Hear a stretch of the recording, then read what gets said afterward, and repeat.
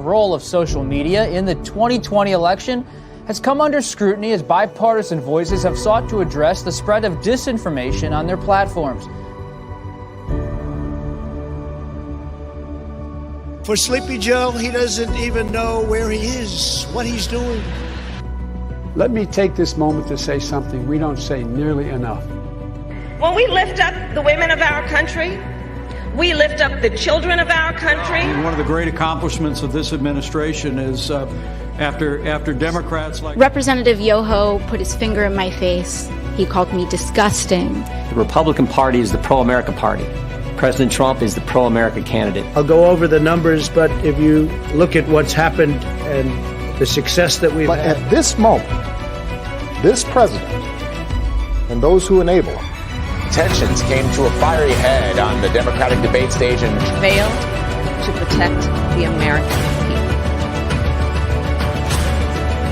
Our great nation is now living in an unprecedented moment. Just weeks ago, you may have seen us defending our home as a mob of protesters descended on our neighborhood. When I speak to members of the military, despite sacrificing time, We've stood up for the rule of law, for our most cherished liberty. But I am here tonight because I love this country with all my heart. As the only leader in Washington not from either New York or California. And to cap it off, with just 95 days to go, the president right now seems to be fixated on attacking the legitimacy of this upcoming presidential election, as his campaign admits. The pandemic that continues to threaten the lives. You cannot say that he was prepared at all. What's up, Pete Army? And he continues to be in a position where he does nothing to deal with it. We have 15 million people out of work. We have, 50 million. It just is amazing how, if you notice, they didn't speak about COVID. Welcome to the Ever-Evolving Truth. My name is Jeff, and thank you for joining us for our discussion about the 2020 election. We have titled it Geezergate 2020. We have a couple people with us here today. Of course, the infamous Greg Sterner. How are you, Greg? I am doing good, and I'm so glad that you kept the name Geezergate. I'm proud of you for doing that. It makes sense. It does. I think one thing that everybody will agree on, no matter what your side you're from, old people need to, at some point, retire the torch. I don't understand how the two parties haven't figured that out yet. Also with us, special guest. He is the at-large member of the executive board of the Berks County Democrats, Mr. Alex Bohne. How are you, Alex? Good. How are you guys doing? Good. Thanks for joining us here today. Pleasure to be here. Leah's here with us as well, but she is having some technical difficulties, of course. So we'll wait for her to jump in here. We're a little disappointed here because we wanted to have a conservative person, as someone who openly supports Donald Trump on the show today, but after 2 weeks, literally 2 weeks of scouring the internet, nobody really wanted to do it. So, look, if there's anybody out there listening that wants to hop on with us and discuss the election, if you're a Donald Trump supporter, please come on. All voices are welcome here. I will post the link in the chat. So all you have to do is follow that link. Make sure you have a quiet place. Kids running around, no dogs barking. You need earbuds or some sort of headphones with a microphone to make sure that the audio is clear. Here's Leah. She's back. Sorry. Hi, Leah. How are you? I'm good. How are you? Good. So this is going to work a little bit different than our normal discussions. Trying to change it up here a little bit for you. The original idea was to have a kind of a debate style format so that Greg would end up moderating it a little bit or something along those lines. And again, we don't really have a conservative party here, but I still think we can do the debate questions and kind of go around.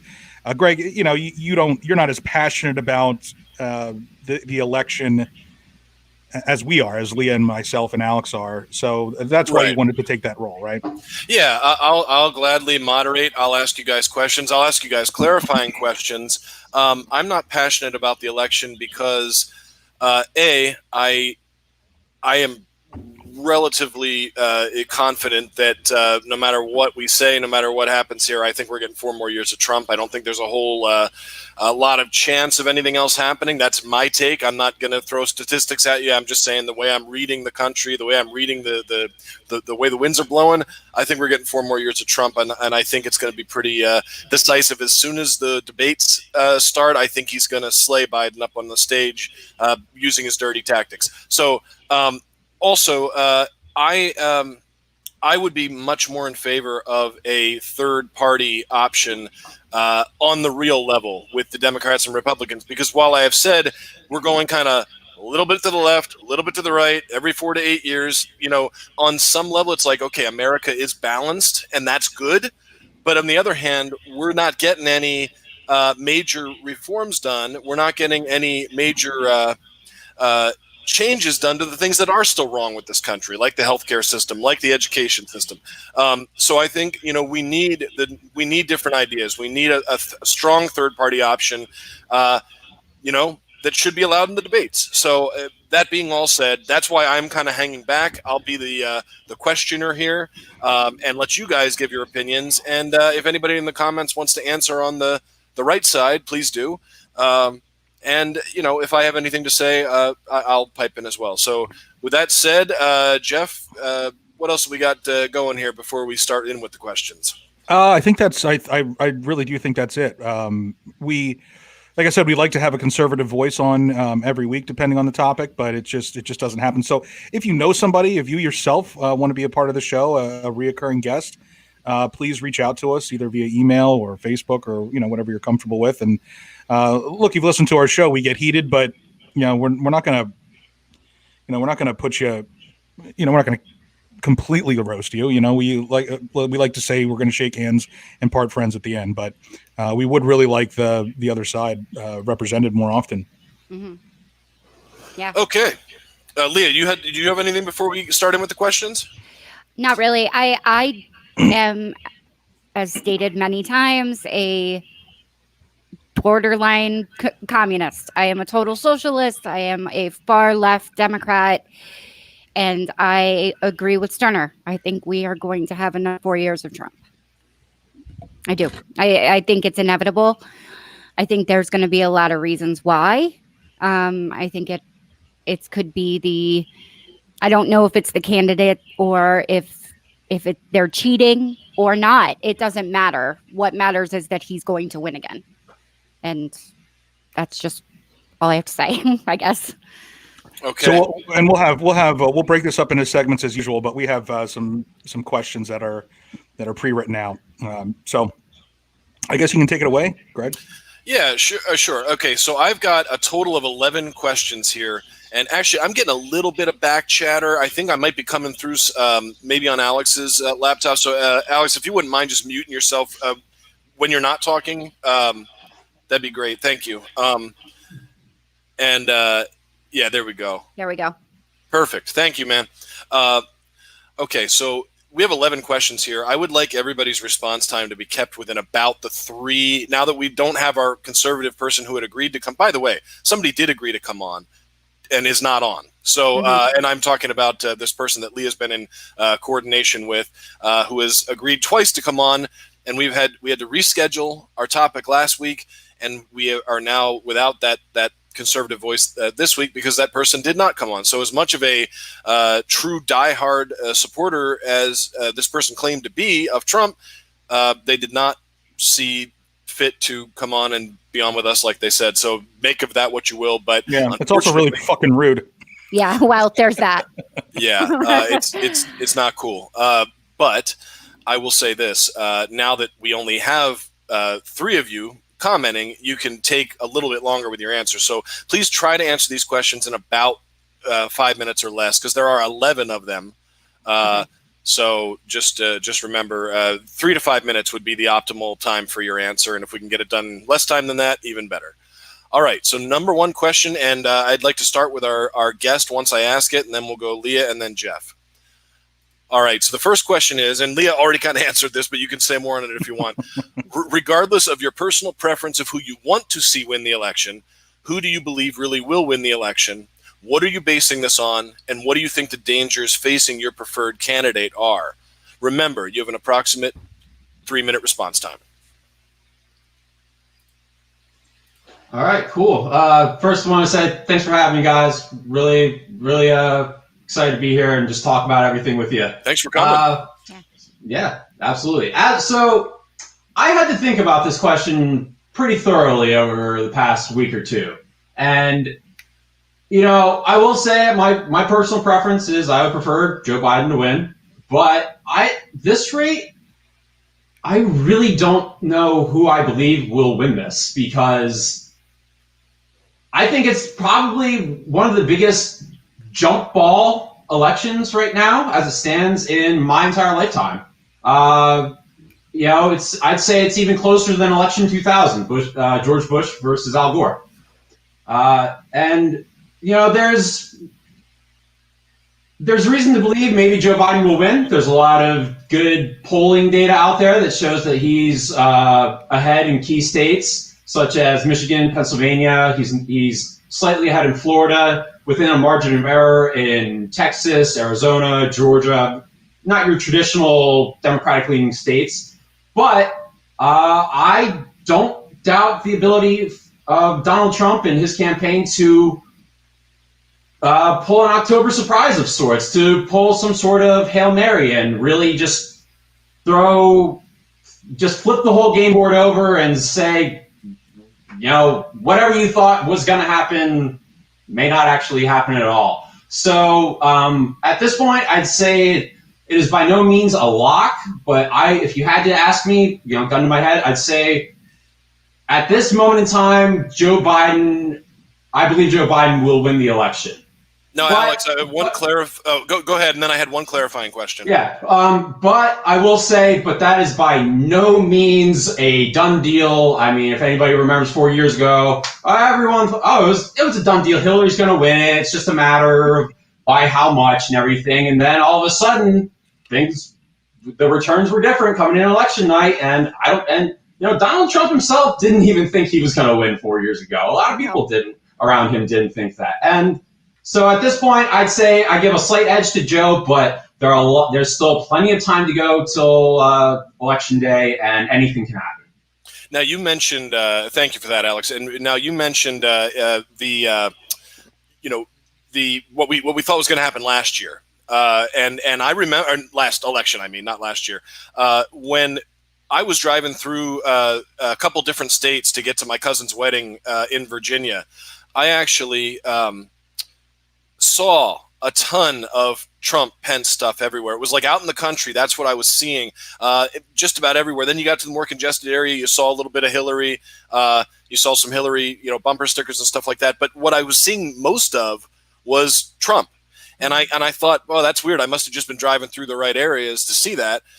Because even on election night, I was convinced that he wasn't going to win, and he ended up winning. So, really? I did not think Trump was going to win the election at all. I thought it was going to be a slam dunk by Hillary. Really? Because I thought Trump was a joke. I really did. Mm-hmm. So, especially after his debate performances, which strangely made him stronger. So, my question, though, Alex, is what is does your educated opinion based on the poll numbers and the data you're looking at, does it match your finger on the pulse, or I said like finger to the air, which way the wind's blowing? Does it match that finger on the pulse feeling too of like what society's really going to do here? Are the two in line with each other? Well, you have to understand that any poll taken at any time, that is essentially a snapshot of a given time frame. It is not the end-all, be-all. You can look at various polls altogether and try to analyze maybe trends, for example. But I understand what you're saying, Sterner. I saw the same thing here in Pennsylvania 4 years ago, where people were painting on the broadside of their barn with their own paint, their own time and energy, giant Trump signs and everything. Yeah. And I will say I have seen I still see plenty of Trump signage out there, definitely where I live and elsewhere, and throughout a lot of my travels. But I will say that I see more enthusiasm for Joe Biden than Hillary Clinton 4 years ago, and I do think that the polling as of now, I mean, things can change. A bad debate performance by either one could completely change polling in a matter of weeks. I mean, like I said, as of now, I mean, there's plenty of time. In 2020 Corona time, a minute is a year, it feels like, in a lot of ways. Mm-hmm. So I would say, to answer your question, I think right now the polling is, at least as of today, the polling is closer to the pulse that I'm feeling out there. I mean, I will say, just an example, I was up in Schuylkill County, up here in Pennsylvania, traditional coal country and everything. Mm-hmm. And I was driving by just as a counterpoint to the homemade Trump signs from 4 years ago. I drove by a handful of people's houses who had made their own. They weren't inherently pro-Biden signs, but they were anti-Trump signs. I saw multiple signs that said, "Dump Trump. We all deserve better." Mm-hmm. And just homemade, painted on their own, and then also a nice little sign that also took each of the letters of Trump. If you've ever seen those things where they spelled out vertically and then a word going horizontally. It was thief, racist, unfit, madman, psycho. And that's up in coal country that's up in Schuylkill County, which 4 years ago went decidedly for Trump, which once upon a time was a more blue-collar Democratic area, but has shifted over the past No, it hasn't. 25 years. It has not. I'm from Luzerne County. I grew up in Luzerne County. I know Schuylkill County. The difference is Joe Biden is from Scranton. That is it. They're very loyal to their own people, but I still don't think he's not going to win Luzerne County. I can guarantee you he's going to lose Luzerne County. I can guarantee that. He may take Pennsylvania as a whole, but those people, they are Trump supporters through and through. And what makes you, Leah? Since we're going to shift over to you here, and thank you again, Alex. It's too bad we didn't his middle initial didn't begin with an O when they did that little word game, because you could have included orange. And then all this other stuff. So anyway, I don't think Trump is all bad, by the way. I'm not just going to bash him the whole time. If there's something good to say, I'll say it. So, Leah, you sounded very sure of what you were just saying. You sounded very convinced. Just detail a couple of the points about why you really feel that way in your own backyard. Okay, so Donald Trump and his family basically have magically turned him into the people's billionaire. He is a billionaire that understands the working class man, and that resonates with people like that. Coal country is working class. If you're not from a part of Pennsylvania like that, you can't really understand it. And it's a very conservative area anyway. We have a bar on every corner, but we also have 2 churches and a bar. It's just the way things are up there. Republicans always win more, and they rallied hard for Donald Trump in Northeast Pennsylvania. I also have a friend who is also a lone liberal in that area, and he has endured a lot because he's a political activist, and he sees it directly. He's had threats and that kind of all just since Trump started. And I think the big thing is death threats, right? Yeah, death threats. And people driving by his house and throwing, shit like that. Shooting guns and throwing bricks and bad, like really bad. And these are people that I know. Like, these are not people, until Donald Trump, I always just considered them Republicans, conservatives. I didn't really think of them as bad people. For some reason, Donald Trump has brought the bad out in everyone. And I think it has a lot to do. I grew up in an area too, like, I'm not going to lie. It's a very racist area, extremely racist.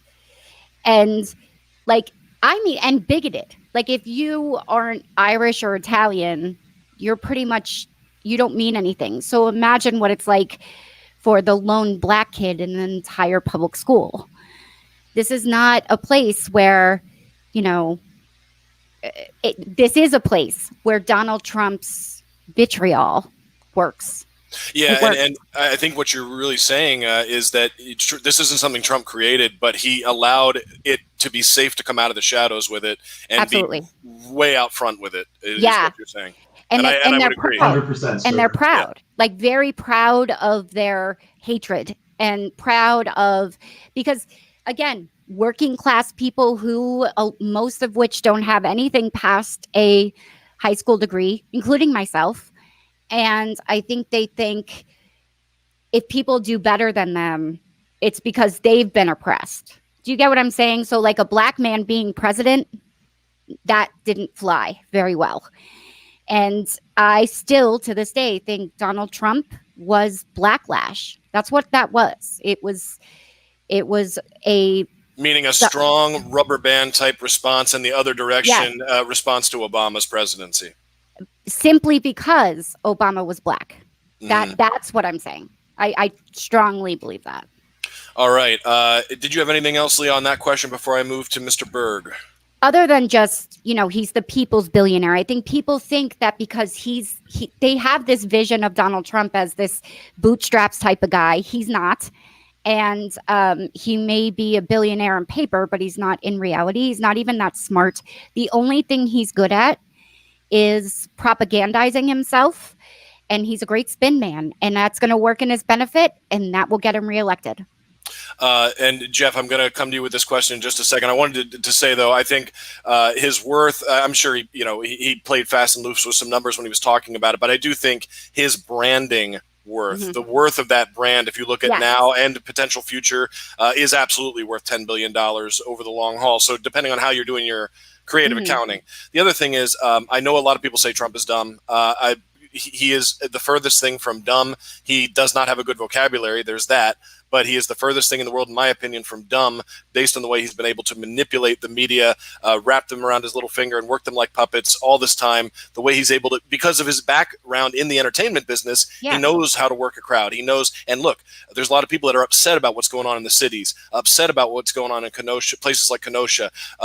People are upset about this, and when he comes on there and presents that strong leadership, and he has a way of turning simple phrases, but hey, simple phrases are liked by simple people that aren't thinking about anything but, I want it this way, I have a very simple, basic view of America, and not that they're dumb, not simple that way, but he has a way of cutting through all the BS and getting right to the words that are going to touch somebody in the heart or the mind and say, yeah, that's my guy. He's a lead. He's a real American leader. So I just wanted to say, I think that's where that comes from. So Mr. Jeffrey Berg, I know you have a lot to say. Who's going to win the election and why?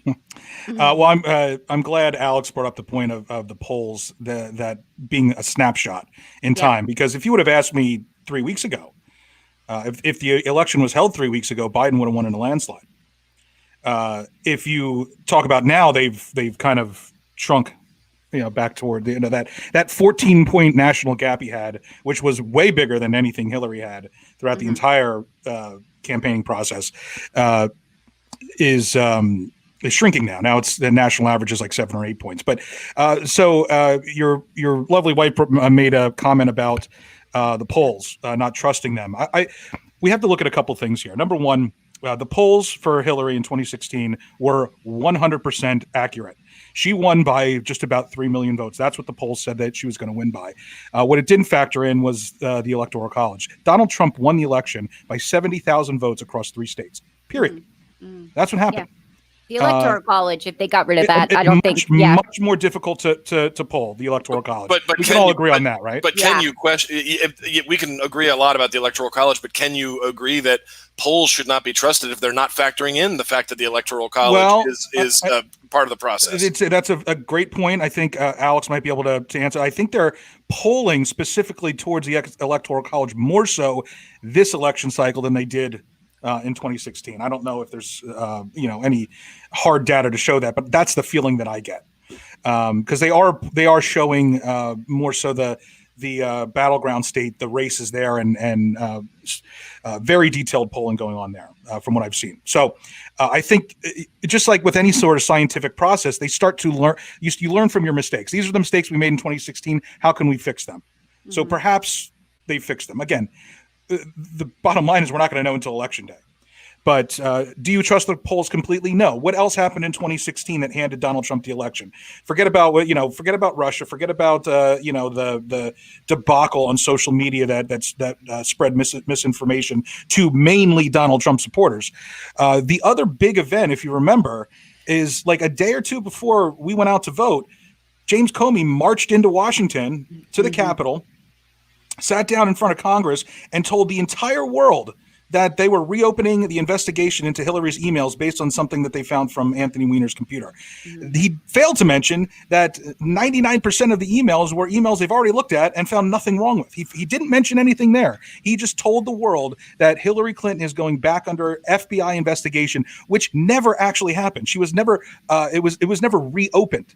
That alone, being that the election hindsight was so close, as far as the Electoral College goes, you have to ask the question, was that enough to sway 70,000 people in purple states? The answer is yes, absolutely. It handed Donald Trump the election. I think Comey deserved to get fired for what he did. Absolutely. The way he handled that was such gross negligence on his part. Absolutely. So poorly handled. Mm-hmm. So now to sum up what I'm trying to say here, is that going to happen again this year? I don't know. I don't think so. I don't think there's any dirt on Biden that hasn't already come out. I mean, the guy's already labeled a pedophile. How does it get any worse than that? So what could they possibly bring up that they're going to release right before Election Day? I don't know the answer to that question. But if the head of a major intelligence agency walks into Washington with what they're framing as big news, it could absolutely hand the election to Donald Trump or Biden. If someone walks in with something on Trump, real big on Trump the day before the election, they can hand it to Biden. So there's a lot of variables here. I think where we're sitting at right now, here's what my gut says. My gut says that Joe Biden will win by more than 3 million votes. Wow. And I believe that Hillary was a very unpopular candidate. She was. Very unpopular. Joe Biden is not nearly as unpopular. He might not be exciting, but I like him. People like him. He was Obama's right-hand man. Well, and they love Obama. Biden of 10 years ago, I think, would have taken Trump. I really do. Oh, yeah. Biden of today, I don't think he can get it done for reasons we'll go into as we press along. Yeah. So my gut feeling is that I have to have faith in the country that I love so much, and I have to have faith that the overwhelming majority of people have had 4 years of this guy. He has not come through on any promise he's made, and he has used the office to essentially just be a bully and make money. And I have to believe that the bigger portion of the population, enough to get not only the popular vote but the Electoral College vote, is going to come to their senses. They're going to go out and vote, whereas 4 years ago they said, I'm just going to sit this one out because I don't like either candidate. I think they've learned from their mistakes. I have to have that faith. Can I ask a question? Yeah. Do you think that the majority of these people, especially purple voters, are going to research the things that Donald Trump claims during the election? I think independent voters are people that are labeled independent, or I think Obama-Trump voters will. His base won't. Look, he's going to get 35 to 40%. I don't mean his base. His base does not care what he does. His base only cares that it's Donald Trump. Those people sat out elections because they were not excited about a candidate because they didn't have anybody that's going to, call Mexicans rapists. Now they're excited about him. That base, his base, has not gone anywhere. We have seen independents. We have seen suburban women literally jump ship. That's what that's what the midterms taught us. Can I piggyback on just a few things Jeff said real quick? Yeah, I was going to swing back to here because I hopefully you can clarify a little bit on what Jeff was saying about the polls too. Yeah. Okay. So one big thing that everyone out there needs to understand: national polls are meaningless. Mm-hmm. Absolutely meaningless. That we don't have a national. We are electing a president, that serves the entire country, but the mechanics of how presidential elections work, it's a collection of 50 different state elections. So you have to look at individual state polling in individual states. You cannot say that, a national poll has much of any weight, because yes, Hillary was polling 4 years ago. Hillary Clinton was polling ahead nationally of Donald Trump, and she ended up getting more votes than him. Clearly, as Jeff said, 3 million plus more votes. They just weren't in the right states to get her over the top. That's a big deal. And so you have to, again, national polls, don't pay attention to them. You have to look at a collection of state polls. Right. Beyond that, as Jeff's brought up, James Comey reopening this Hillary Clinton email investigation.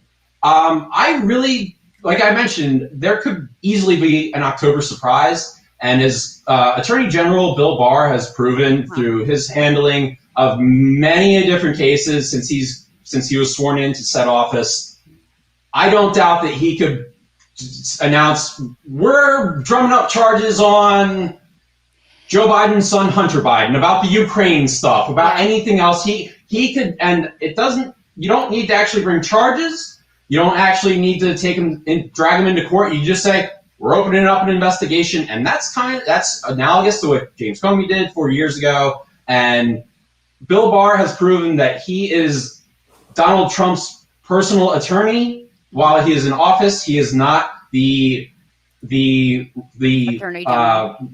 General of all the country, for everyone, all the land, serving the people. He is serving his boss, not the people. Absolutely. And also one more thing I wanted to say. Yeah, people don't dislike Joe Biden as much as they dislike Hillary Clinton. I mean, there was a 25-year concerted effort to tarnish the Clintons from the second they came on the national stage and took office. I mean, there's a whole industry that was built off of this. I mean, you could look at Rush Limbaugh, any litany of other AM talk radio people who have written books. I mean, people have written books about how Hillary Clinton has not only ordered mob-style hits on people like Vince Foster or Seth Rich or whoever else like that, but essentially Hillary Clinton's also been like strangling people with her bare hands if she wants to. Like she's that far, like the Clintons are that far gone and everything. So there was whether she liked it or not, there was a very, very concerted effort over decades to make sure that people did not like her husband, and anyone associated with them. Yeah. And they did nothing to counteract those feelings throughout the 2016 election that was adequate enough that actually would change their minds and beyond. And one more thing I just wanted to mention about polling. Donald Trump won the presidency in 2016 with fewer votes cast for him nationally than Mitt Romney got in 2012 when he lost to Barack Obama. Yeah. The big difference between 2012 and 2016 is about 10 or 11% of people who turned out in 2012 did not show up in 2016. I mean, I have really good friends that live in Michigan, for example.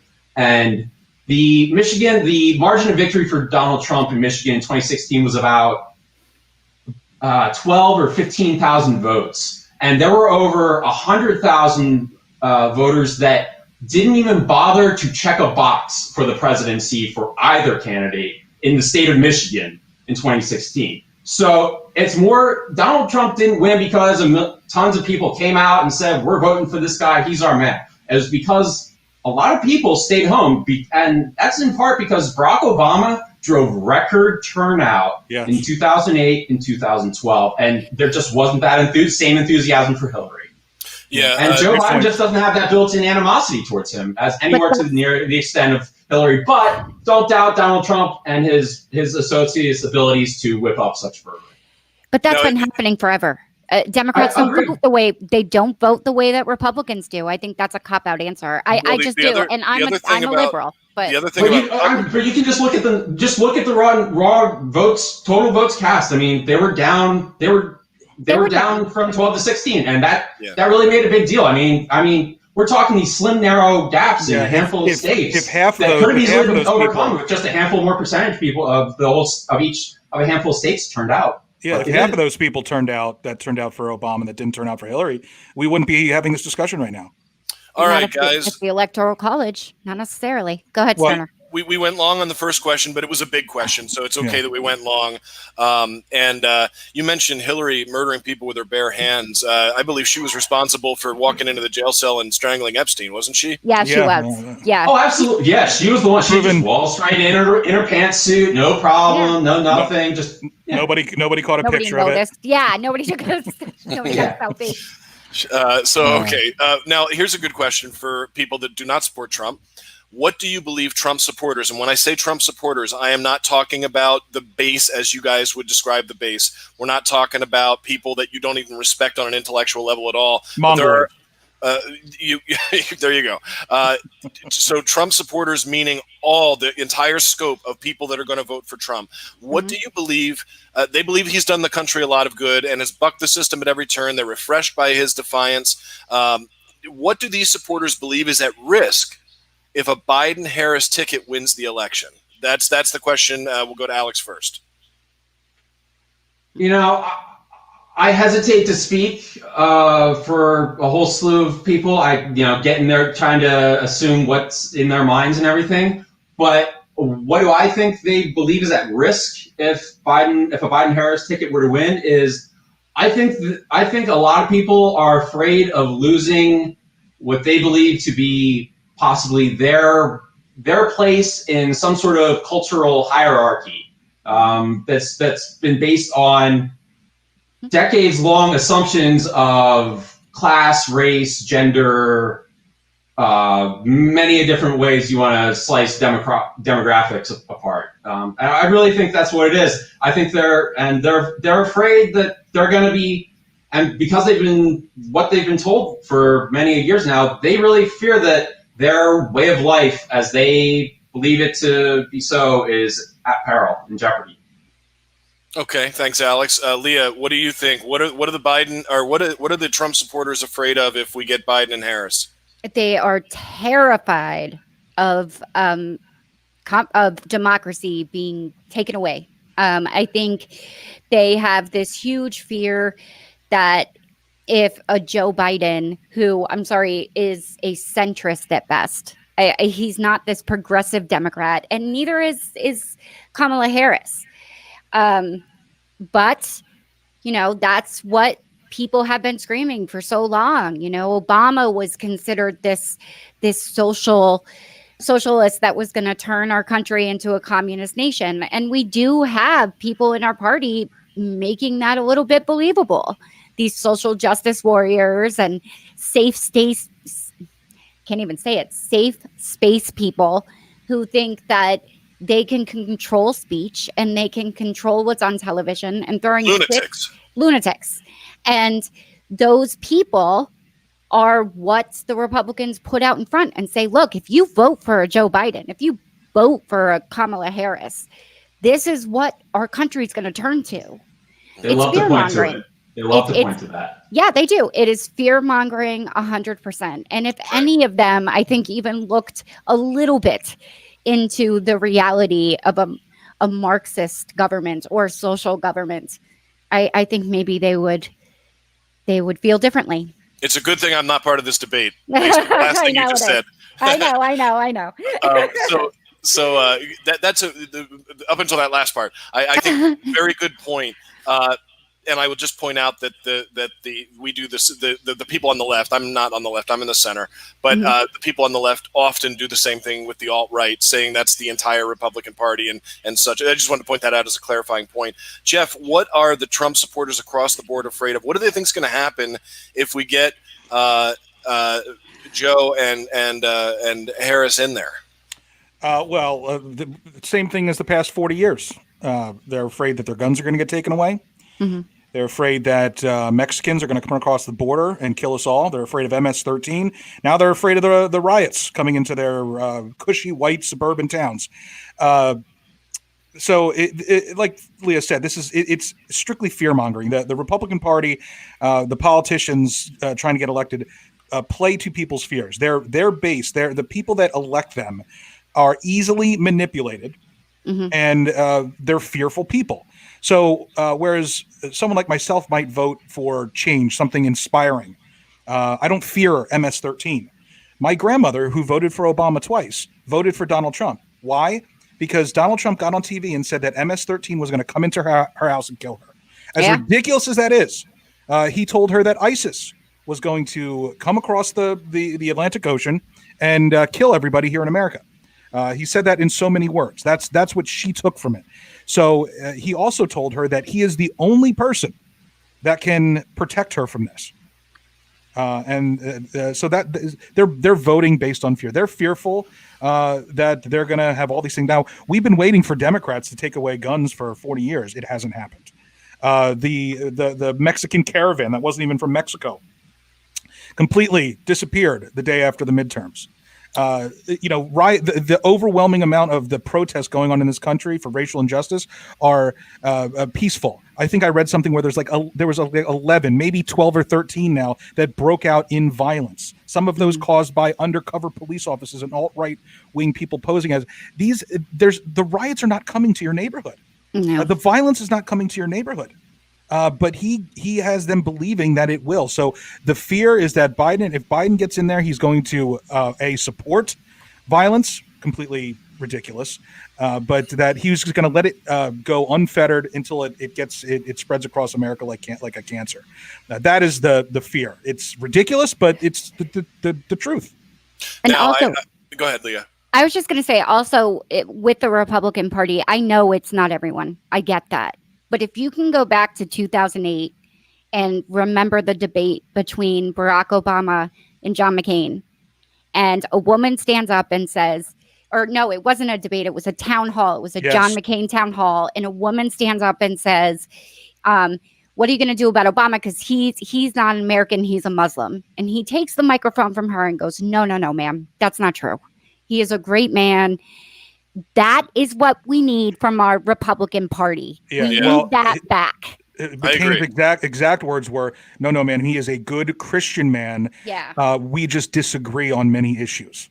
Right. Do you see Donald Trump ever doing something like that? No, he would take it. He would take it and run with it. No, in fact, what you need to be scared of with Trump is that, remember, this guy has had decades as an entertainer at a very, very high level. He's he's probably the most famous man ever to have become president. And I think that you have to. He's so good at getting people with his tricks and his chicanery, the way he phrases things, the way he kind of half admits and half doesn't admit, the way he spins things. He's brilliant, guys. He's truly brilliant, and you have to account for that. Especially because there's a lot now you can point to, which will be part of our third question. There's a lot you can point to that Trump can take advantage of and run with, as Jeff mentioned, and he's going to do it. He's going to give it his all, and I just think it's going to be too much for Joe Biden at this stage to be able to overcome. But here's the difference, though. I racked my brain for the first 2 years of the Trump presidency trying to understand why anybody would vote for a man that got up on stage and mocked somebody with a disability. I racked my brain. Then I learned that his main base of people are unchanged. Again, just like Trump said, he could walk out onto Fifth Avenue, shoot somebody in the face, and they would still vote for him. They've proven that, right? They're going to prove it. What I think has changed is there is a large portion of the country, let's say 10%. Don't quote me on that number. I'm just guessing, right? Let's say 10% of the country. Any given year, any given election could go back and forth voting between the Democrat candidate and the Republican candidate based on what their feeling is. And a lot of them flip-flop back and forth each election. Those people said, you know what? I dislike Hillary so much. I'm just going to, you know what? This is different. I'm going to give the guy a shot. Maybe he can shake it up. Maybe he can shake up Washington.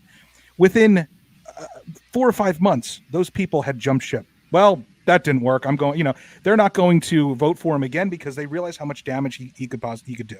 Do you know these people? Because I do, and they have not. I've talked to several of them. Yes. Really? Okay. Again, it's a small, but it's we talked about earlier. Like, put your finger up. Which way is the wind blowing? I have several very, very strong people that were in strong support of Trump that have flip flopped on him for that exact reason. That's good news, actually, because I don't.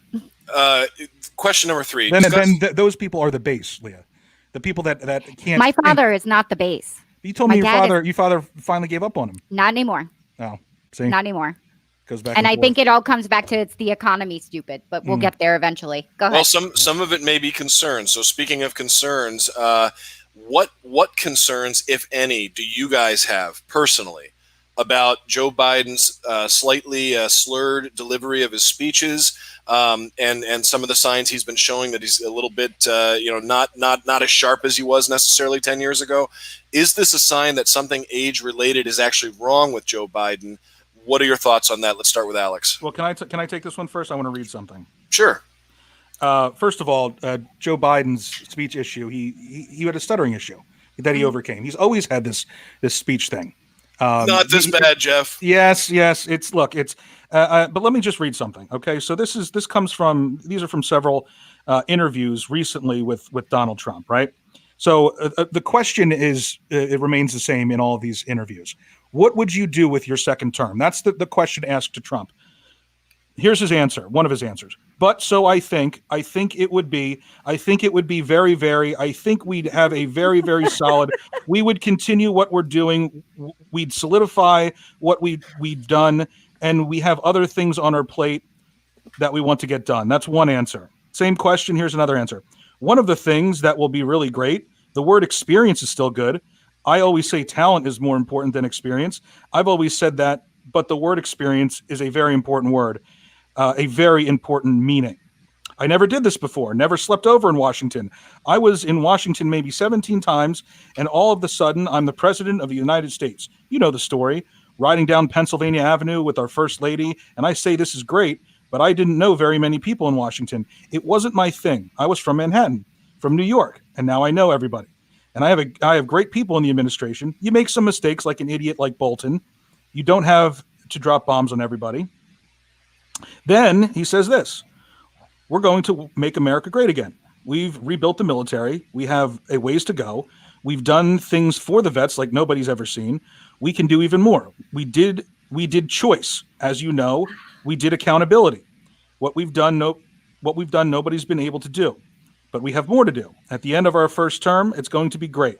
It would have been phenomenal. We got hit with the plague. At the end of the second term, it's going to be at a level nobody will have ever seen a country. We're doing it.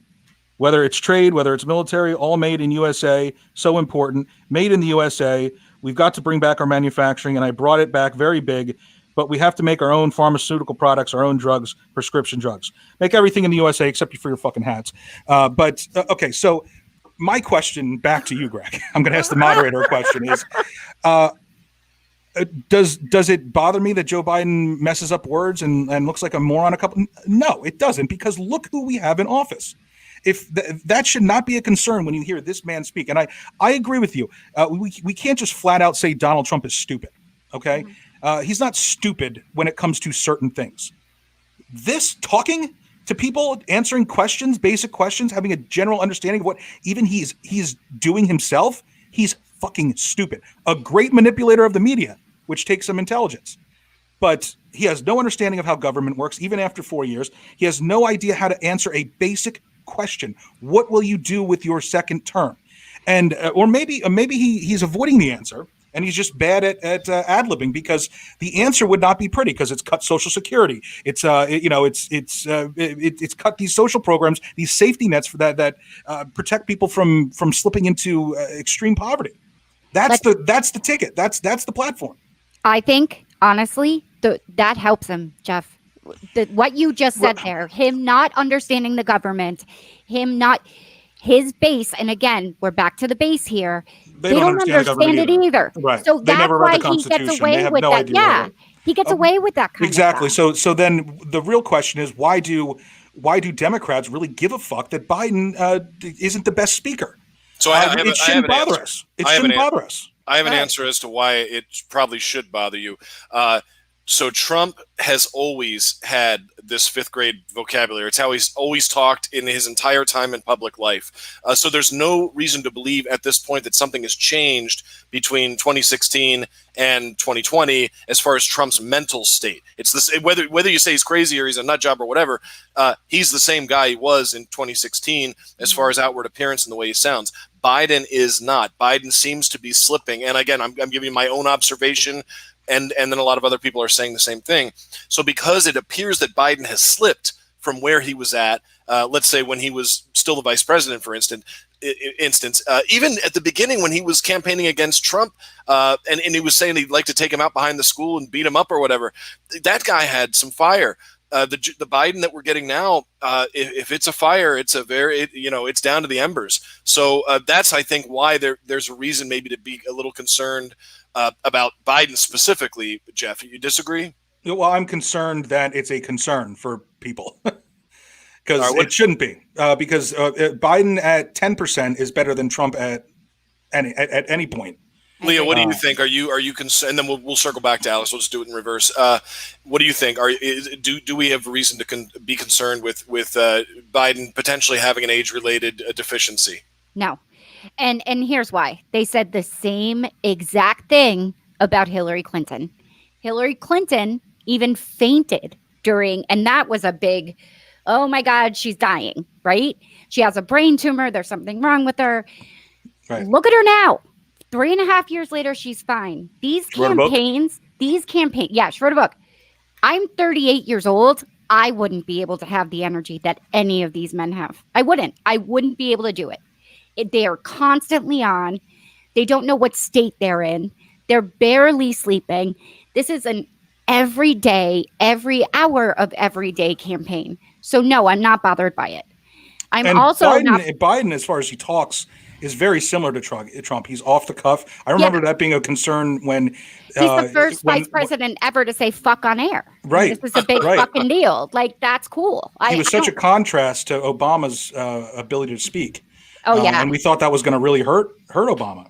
And I like that about Joe Biden, and I get why Republicans like that about Donald Trump.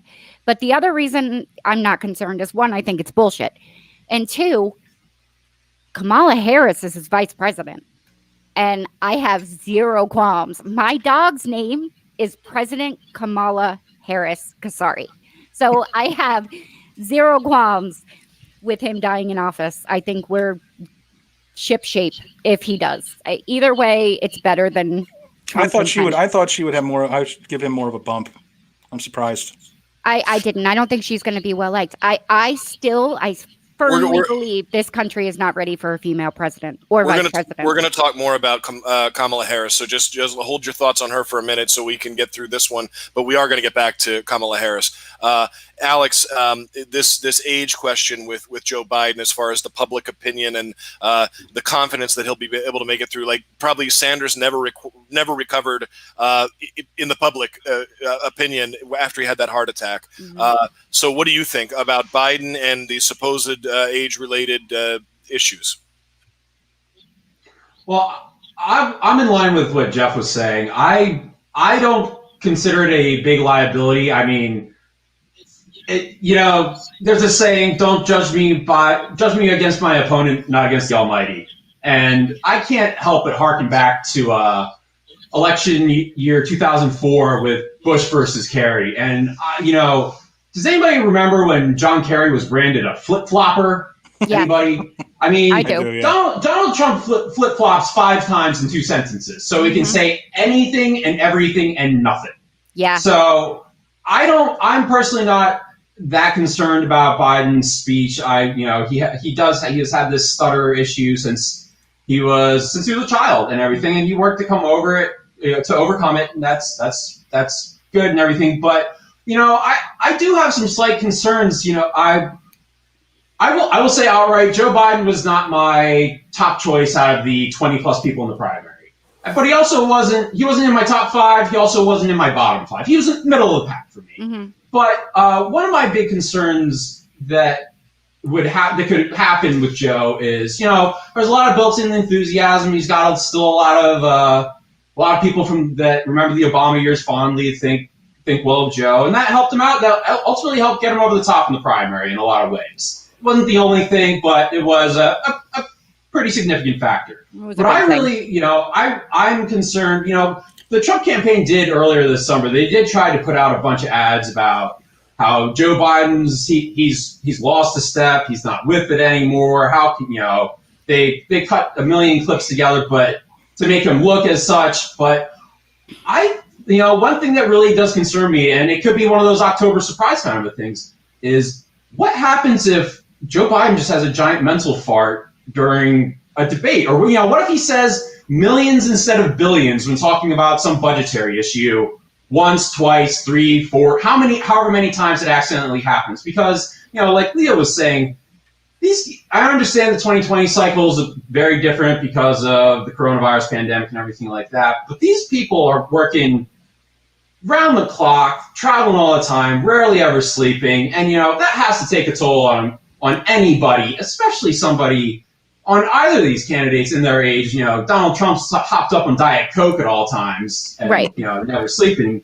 But I don't. So there is a concern that Joe Biden puts his foot in his mouth, and that's a game changer in September, October time, and. Whether he deserved, whether that tilt, that shift was actually earned or deserved or not, there could just be a shift of perception no matter what, and there could be a big concerted effort to shape those perceptions based off of him just flubbing a line or two. I mean, I'm a little bit of a political history dork. I could go back for the past 100 years with you guys and talk about various things, but one thing that really did in Gerald Ford in '76 running against against Jimmy Carter. Jimmy Carter, yeah. In one of the debates, he said something along the lines of there is no Soviet aggression in Eastern Europe and whatnot. Mm-hmm. And it's like, hey, buddy, there's this whole Iron Curtain. We're not allowed to cross this border east-west in Europe and everything. And it made him look as though the guy's not even, he's the president, he's not even paying attention to foreign policy. And at the time, the Cold War was the topic, the big thing of everything in the country. So, it could very well happen with Biden that he flubs something and it's turned to use against his advantage. I mean, that happens. Yeah, it's happened plenty of times. Another example there would be the Nixon and Kennedy debate. Yeah, where they're sweating. On the radio, people said Nixon's points were solid, this and that, and then he looked nervous and fidgety on the air, and a lot of people say that sunk him. So I think it can't be overstated how that sort of public opinion in the moment, how much that matters. So speaking on this age question, well, let's we have to take a break. It's been about an hour. Okay. So let's take a quick break, and we will be right back with some more of these debate questions. We all want to train our dogs to do what we ask them to do. The only way to train a dog to do anything is to motivate them. The best way to motivate them is with food. The more they love the food, the more motivated they are. When it comes to our dogs at Whitehorse, we use True Chews.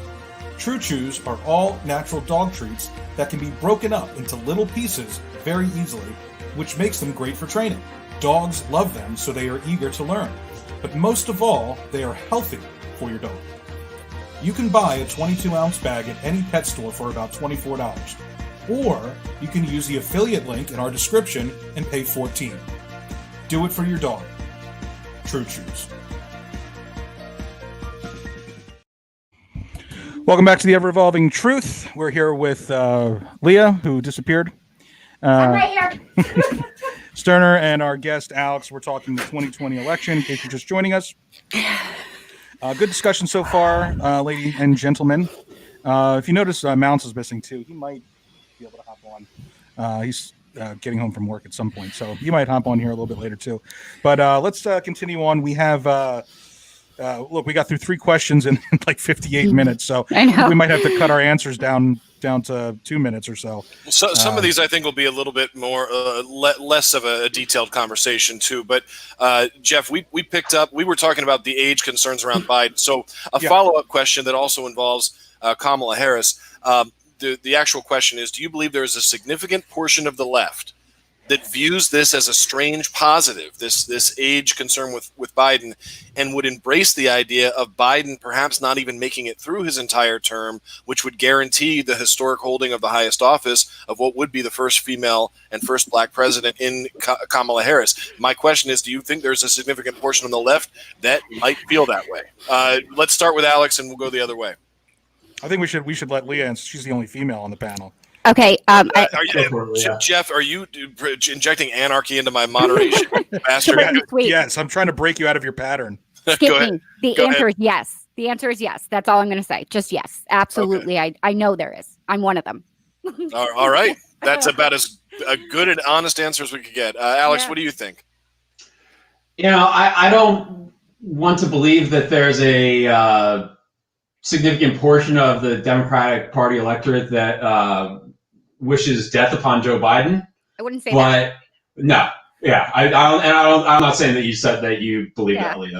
Okay, but I do think that they are. I think there's a decent portion that would be comfortable if Kamala Harris had to step into the role of president.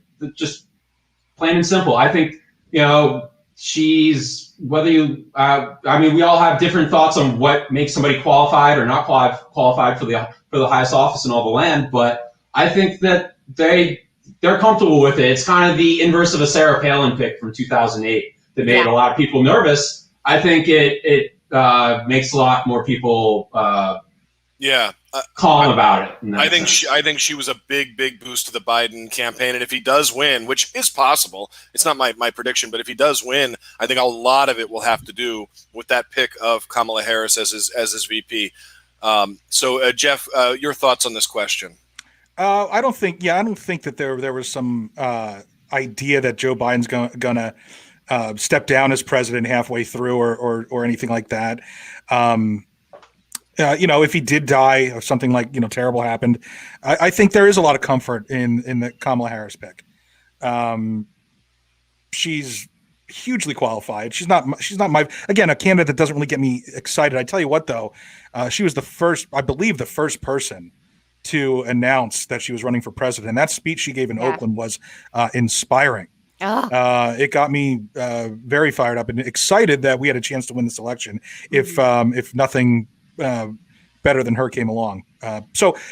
Do I think? Now I will say this: I think Biden hasn't said it. He hasn't been direct about it, but he's hinted that he is just here to beat Trump, and then he is here to turn over the party to someone like a Kamala Harris. And I think that's why it took so long for them to vet their candidates, because I do believe that he doesn't want to do this for 8 years.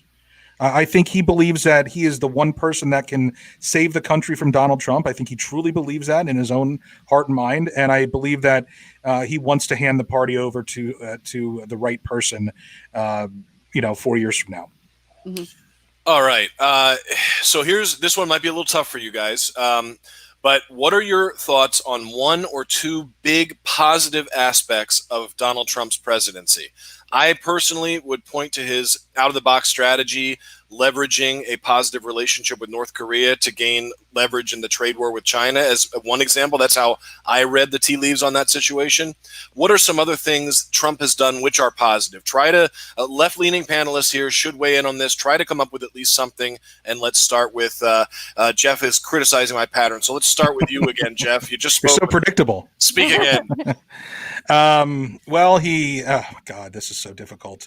So I don't think. Well, he may have leveraged a relationship with North Carolina North Korea to get a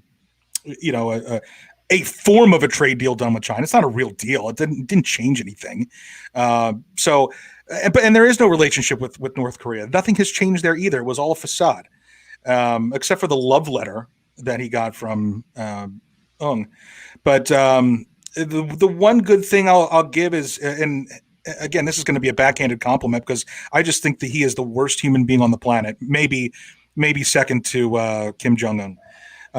He did sign a bill for prison reform at a federal level, which he didn't even care about. It was a favor to Jared Kushner, and but he signed it.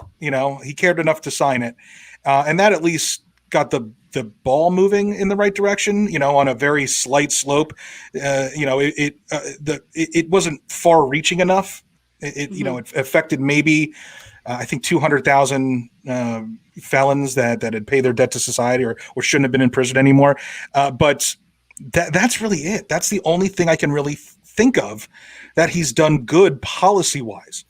I don't think he's done anything positive policy wise for anybody. We had one of our commenters in the chat asking for us to talk about some of the policy choices out there. The first thing he did was try to take away healthcare from 30 million people, and he had no reasonable replacement for it. Mm-hmm. Like, this guy is a nightmare. When his chaos is not good. The chaos, I forget how you worded it, Greg, but his untraditional approach to politics is not a good thing. That was going to be my argument. For him was his untraditional. And that's fair. If you feel that way, that's fair. I think that's the one thing that he's doing, and that I think may work in the country's benefit. And I have another one. So when you're finished, I'm done because I can't think of anything else. Okay.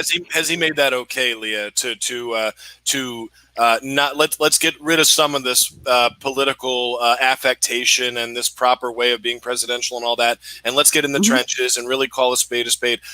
Is that a good thing in your opinion? That like maybe other politicians coming after him might be like, all right, let's cut some of the bullshit.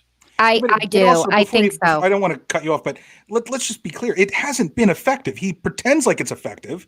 His base thinks it's ineffective. But what has he actually accomplished policy-wise? Policy-wise, I can't answer that. But two things he's accomplished. Signed a bunch of executive orders. That's what he's done. But he's accomplished two very big things, and they're both on the Supreme Court. Mm-hmm. He could have backed down, and he didn't with Brad Kavanaugh. But that really wasn't him. The first pick was a stolen seat from Obama. Okay, that was stolen. Is debatable. But Kavanaugh, it's not debatable. It was stolen. Very debatable. It was stolen, and it never happened in the history of our country. If it belonged to Obama, Obama could have got it done, and he couldn't get it done, so it didn't belong to him. It's debatable. If Ginsburg passed away before he's out of office, before the election, if he gets voted out, and she passes away between November and January, Donald Trump, I guarantee you, will replace her. He'll find a way to replace her. He will. So I don't think it's debatable. So my point, I think he's made it more acceptable to be a real person. I think, and I also think that he fights for some of the things that he knows his base wants. And I don't think he's doing things for the better of the country. He's doing it for the better of himself. And I think that's the difference between Donald Trump and some politicians. I really don't think he cares about the country. He cares about his friends. But on the good side of positive things, you think it's only that he's introduced this, I don't have to play by the rules, I can be a little bit more real. And I think he fights for what his base really wants, and that so Supreme Court justice. He aggressively gets things done, in other words. Yeah, especially with Kavanaugh. I mean, really, you got to give him that. He could have backed down, and he didn't. All right, so. Alex, what do you think? Well, okay, so one thing that he had that's not policy based is he's woken up a significant percentage of the country to the political landscape that we live in, and what our government does in the name of all of us. So, but beyond policy, so I will say there have been some policies that have been enacted while he's held office. But those policies that have been enacted are in spite of Trump, not because he championed the cause. Mm-hmm. Like Jeff said, this criminal justice reform. I can point to another big thing along the lines of healthcare. In the latest farm bill that was passed just the other year, he allowed for hemp to be. He signed a farm bill in the law that made hemp federally legal. So that's not before anybody jumps to conclusions. I'm not talking about full-on marijuana or anything. I'm talking about hemp, made for industrial use, for making CBD products, which are non-psychoactive, don't get you stoned, don't do anything like that. It's for anti-inflammatory and anti-anxiety, many other use. But that Trump didn't talk about that in 2016. He didn't talk about it for 17, 18, any year. Yeah, that was never something it was ever on his radar. But somebody told him the farmers will appreciate it and things like that. So he signed it. And it was just one provision of a much, much larger bill and everything. He may have not even thought of it. No. What about on top of that? What about Trump's, which he did speak about when he was running? What about his quote taking on of big pharma and trying to get some control there? Was that is there any, in his actual presidency, would you point to anything good he's done in that direction? Nothing. Well, I will. I can't say that it's a huge thing. Not to take on big pharma per se. But one thing that he did sign into law was a bill that essentially allowed for more experimental treatments for people who are terminally ill and just they're looking for a miracle. They're looking for that Hail Mary kind of a solution for whatever is their cancer, their whatever it may be. And he did sign that into law, but that does not challenge the power of big pharma in the least bit. It actually gives them more power because they were not going to be held liable if any of those experimental treatments caused wild adverse side effects and other things down the line. So he didn't take big pharma on in that sense, but he did do something that may help a small, but it's a worthy cause to say, what, if you guys want to try something, you're already being told you got a year to live or something, go for it. And, so that's, again, it's not something he championed ever, but he signed into the law, and that's that. He did recently sign an executive order that he claimed would lower the price of prescription drugs, diabetes medication, things like that. Right. It's important to keep in mind that this is all for show. It's been reviewed by industry experts and said that most of this can never be implemented. And if it can, it won't be till middle of next year at best. And it will do very little to reduce drug costs. So that's because we elect presidents, not to cut you off, Jeff, but that's because we elect presidents, not kings. They cannot you cannot just issue a royal decree and make it so throughout all of the land. Yeah. Executive orders can be overturned in the courts. They can be overturned by the next president. And that's the thing too. He claims that he did it. He signs it. He doesn't care if it actually works. We've seen his executive orders fail time and time again. He doesn't care if they actually work. That's a big deal. Like you remember, President Obama was eviscerated by the right for signing any executive order he ever signed. He was eviscerated for. You can't do this. You can't do this. President Trump is cheered, and his don't even work. Obama cared about the outcome of those executive orders. He was very careful with the wording of them so that they would have the effect that he was looking for them to have. And again, when Congress is gridlocked, you don't have much of a choice. I agree. Listen, I will not criticize Trump for using the executive order. No. What I criticize him for is not caring whether they work or not. That is an issue that we all could get behind. There's not a single person in this country that thinks prescription drug prices are perfect where they're at. No. So I care. I personally care about it. It infuriates me that under the guise of caring about people with diabetes, he has signed this executive order that doesn't work. And it was that plan was never for it to work. It's just so he can say, "Look what I did." Just to point out, you guys saying that Trump doesn't care and it's all for show. Maybe that's the case, but there's no way to prove that. That's an opinion. So now thoughts on that Trump doesn't care about anyone or anything he signs. That's an opinion. Let's talk about guns. Thoughts on the impact that Trump has had on the gun lobby, whether he's done too much or whether he's done too little, too much in one direction on obviously a very polarizing issue. Has he solved any problems, or has he done anything to smash some of the dissent on this issue? He did a little something with, made a play to ban the bump stocks and all that. What are your guys' thoughts on Trump's involvement with the gun issue in this country? Start with Jeff. So let me just say that there's not a single president in our lifetime that has done enough for gun regulation. The Second Amendment clearly states that you're entitled to own a weapon and a well-regulated militia. The well-regulated part is where we struggle as a country. So no president has. Now, what the right does is they constantly play defense. Any type of gun law that comes into play. For example, our side wanted to ban people on the no-fly list from owning weapons. Now, on the surface, who would have a problem with that? Well, the NRA, which is obviously, it's proven that they're in bed with the right wing. You can tell by the donations that they're given to their political counterparts, but they play defense. They come up with a reason why that is violating the Second Amendment. And it gets these people all fired up. A lot of the Republican voters are one-issue voters or two-issue voters: guns and abortion. So as long as they're playing defense and they're painting these laws that are designed to regulate who is able to own a weapon. But when I say who is able to, I'm not talking about regular people that don't break the law. I'm talking about people that shouldn't own fucking weapons, like on the no-fly list. Their argument becomes, well, who gets to put somebody on the no-fly list and decide? So if they want to take away your guns, they'll just put everybody on the no-fly list, which is just fucking absurd. It's an absurd argument. No, he hasn't done nearly enough for the gun issue, but he never planned to. So speak to what he has done as far as trying to. He introduced some. He championed some regulation, which is a step. Did it ever even get signed? I don't even know off the top of my head. The bump stock did. Yeah.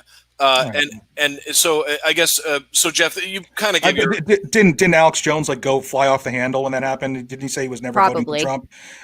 Lose his mind because of the bump stock bill. It came and went. It was very small for appearance. I don't think it did anything really. But look, there's some real issues. The gun show loophole, is a huge issue. Why can't we all agree that there should be a certain way to buy guns, and if you buy them without doing it the proper way, you should be held accountable. You should be, you should be charged with breaking the law for doing that. Alex, what are your thoughts on this question?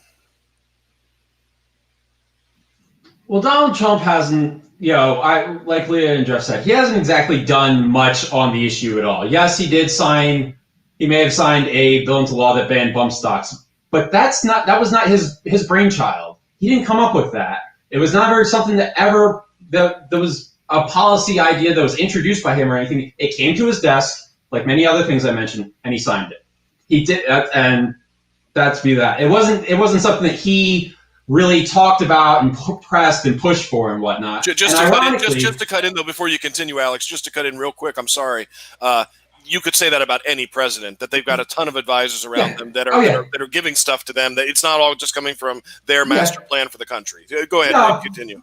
But along the lines of the gun issue, I will say that ironically, Donald Trump's been not as good for the gun industry as Barack Obama or Hillary Clinton ever was, because if you look at gun sales, I mean, they spiked like crazy right after Barack Obama was elected and then reelected, and then the fear of Hillary being elected too. And when Donald Trump was elected in 2016, they didn't spike. So in actuality, he actually may have harmed the gun industry and the NRA and many other things. I mean, the NRA is also, no pun intended, but they have kind of shot themselves in the foot the way they've managed their own workings internally and the money flow and everything like that. I don't know if you followed how they're essentially the big wigs at the top were just pocketing lots of money and spending much of it for themselves on their own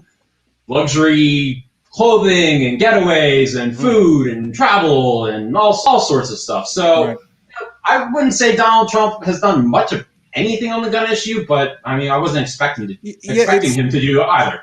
It's the same song and dance here. This is not something that Donald Trump invented here. It's play defense and tell everybody that the Democrats are coming to get your guns. As long as you recite that line, they'll never vote for a Democrat. Well, and Democrats they make the slippery slope argument.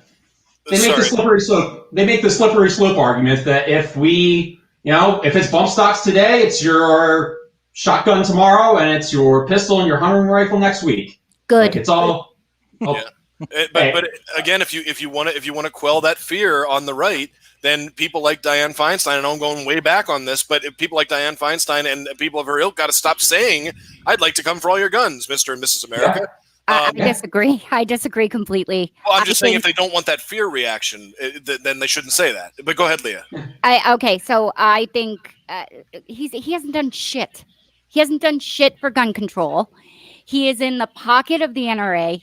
He likes to say things like, "I'm no friend of the NRA," but that's a lie, and we all know it.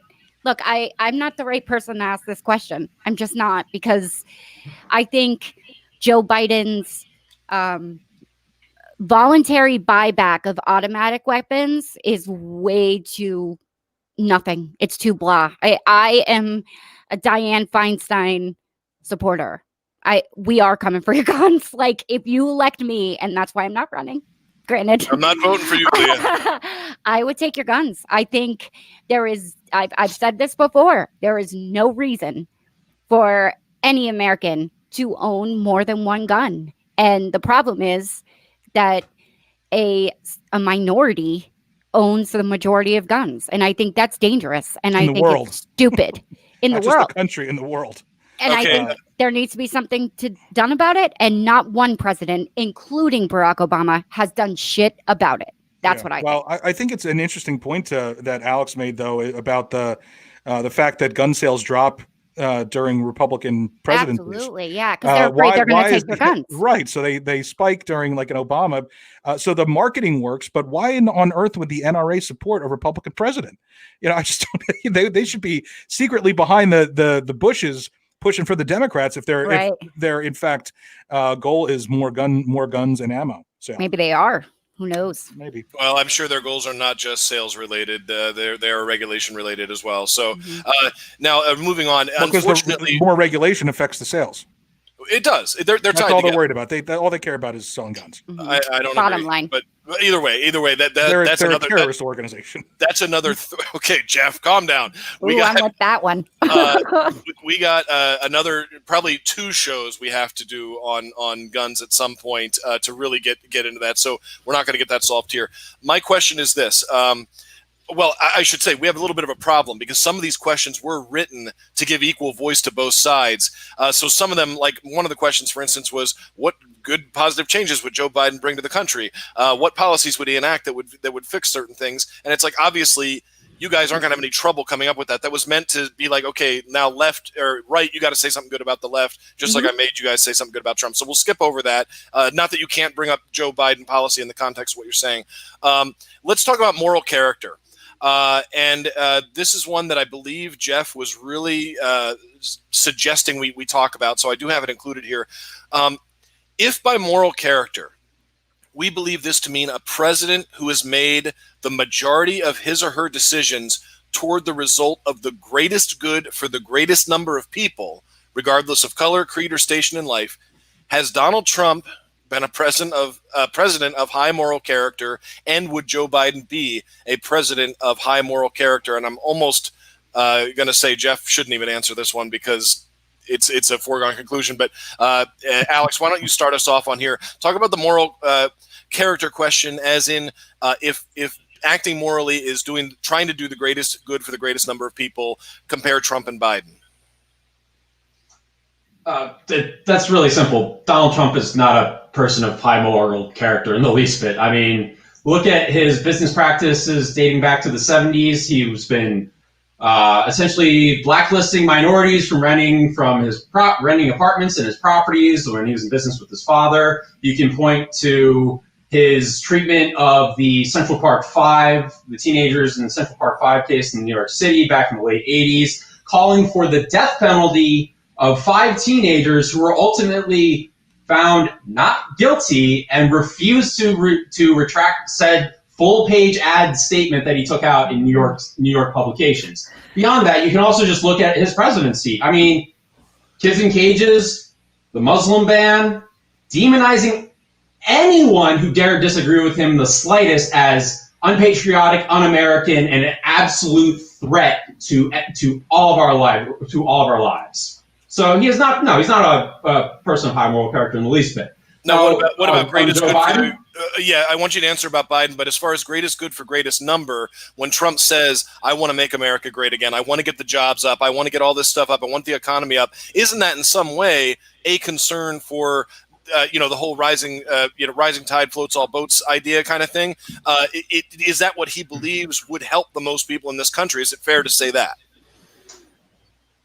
Maybe he does believe it. Maybe he does believe that his policies that he would like to enact or whatever, if he actually does believe in any specific policy, I'd love to hear one. But maybe he does. I can't judge what's in his heart. Maybe he really does think that he's trying to do the greatest good for everyone. but the things that he has done would tell me otherwise. Okay, and then you were going to go to Biden. I just wanted to interject that about Trump. Yeah, I totally understand. With Joe Biden is by no means a perfect person. Joe Biden would say that himself. He's said it a bunch already, and I think Joe Biden has thought, just like Trump thinks that maybe what he believes in would be the greatest good for the greatest number of people in the country. I think Joe Biden has believed that too throughout much of his career. I mean, but would he be a person of high moral character? I don't know about high moral character outright. I can't say it. I don't know what he would do in 4 years as president, but it would at least be of higher moral character than the current occupant in the White House. Gotcha. So, and again, guys, when we talk about people at this level that have done things in their life to get to the highest office in the land, a person of perfect moral virtue is probably not going to be found at that level. It's just probably not the case. Leah and Jeff, try to speak quick on this, because I obviously know you hate Trump and so much about him as a person, but try to answer the moral question in terms of their mentality about making life better in America for the greatest number of people. Okay, so I'll go first. I actually don't think that Trump cares about the greatest number of people. I think he cares about the people that like Trump. I think he is a egomaniac, and that's all he really cares about. He wants to be popular and he wants to be loved, but only genuinely. He doesn't want people to fake it, so he panders to people to make them like him. That being said, when you say moral character, what exactly do you mean by that? Besides so you're talking moral fiber. I had to define it as that, as wanting to do the greatest good for the greatest number of people. Because if you look at moral character, otherwise, like, they're politicians. Okay, Biden's getting accusations levied against him. Trump obviously is as Mara called him, the president pussy grabber. Like, it's kind of a dumb question if we talk about their personal lives, but just. So, with the personal lives, can I just say that shouldn't fucking matter? I don't care. Even all right, the grabbing by the pussy thing was a little fucking extreme, but we need to stop two things. One, we need to stop expecting our world leaders to be saints. It's not going to fucking happen. And we have to stop expecting to hop, skip, and jump happily to the voting office. Look, Anthony Weiner did some really crappy things and made some really stupid decisions, none of which weighed on his ability to be a politician. So I'm just saying that you can't have this moral character argument, because they don't care. They care about their careers. They care about themselves, Joe Biden included. And I think that's very fair, Leah. That's very fair in a large degree. Yeah. But when it comes to moral character as to how they feel about other Americans and the greater good, I think it's very, very easy to see that Donald Trump at least openly panders to the white nationalists in this country. And he definitely has no problem stoking the flames of hatred and racism. And I don't think Joe Biden would do that. Okay, and before I go to Jeff for his quick answer on this, my daughter who's in college just weighed in. She sums up the whole thing pretty easily. She said they both suck, but Trump is worse. So there you go. There's an opinion from Alexis Sterner. Jeff, very accurate. Very accurate. Alexis. I hope you're voting. Jeff, greatest good, greatest number, that kind of mentality. Did Trump really want to make America great again and create, give everybody back a share of the pie as long as him and his friends had the biggest? No. Look, I agree with both Alex and Leah. I don't expect my leaders to be saints. I expect them to have a level of empathy, which Trump has zero empathy for anyone. There's a story about Joe Biden who came across a homeless veteran. Not only did he give him a couple bucks, what he had in his pocket, but he also ran inside to get the name and number of a program that was specifically designed to help homeless veterans. And gave that to him and said, here, tell them I sent you, and they can help you get yourself back on your feet. Meanwhile, Trump has people do contract work for him. The little guy that he's supposed to represent, the small business owners, the people trying to make a buck, trying to provide for their families, he's stiffing them on the work he's doing on his casinos and all that crap. That's what I'm talking about when it comes to moral character. He has no desire to make America great again. That is a catchy, a catchy phrase that he put on a hat that's made in China. That he stole from Ronald Reagan, by the way. Right. That's all it is. It's easy to say. And of course, we all want to make America great. But he can't point to a time that he's talking about specifically. So the level of empathy that Donald Trump lacks makes it impossible for him to make a decision that is for the greater good. He does not. If he truly cared about the everybody getting a piece of the pie, he wouldn't care about the job numbers. He would care about how much money people are making in these new jobs that are being created. He never speaks to that. Or raising the minimum wage. Right. He talks about the stock market. He never talks about the fact that the stock market, 99% or 90% of the stock market is owned by the top 1% of the people in America. The stock market is not representative of the economy. He likes to talk about the minority unemployment rate. It's lower than it said. Well, thank you, Obama, because he walked into an economy that was rising. So of course, even though the minority unemployment rate is still perpetually lower than the overall unemployment rate, it's higher than it's ever been. But the real issue, the real goal should be, why can't we get it on the same level as the these are the things that he does not care about. All he cares about is what the numbers are that make him look good. It is true that Obama, throughout Obama's second term at least, you can definitely point to this, that there was steady, kind of disciplined growth in a controlled, measured way, and Trump certainly reaped benefits from that. Absolutely. All he had to do was not mess it up. And look, Obama, look, saint, no.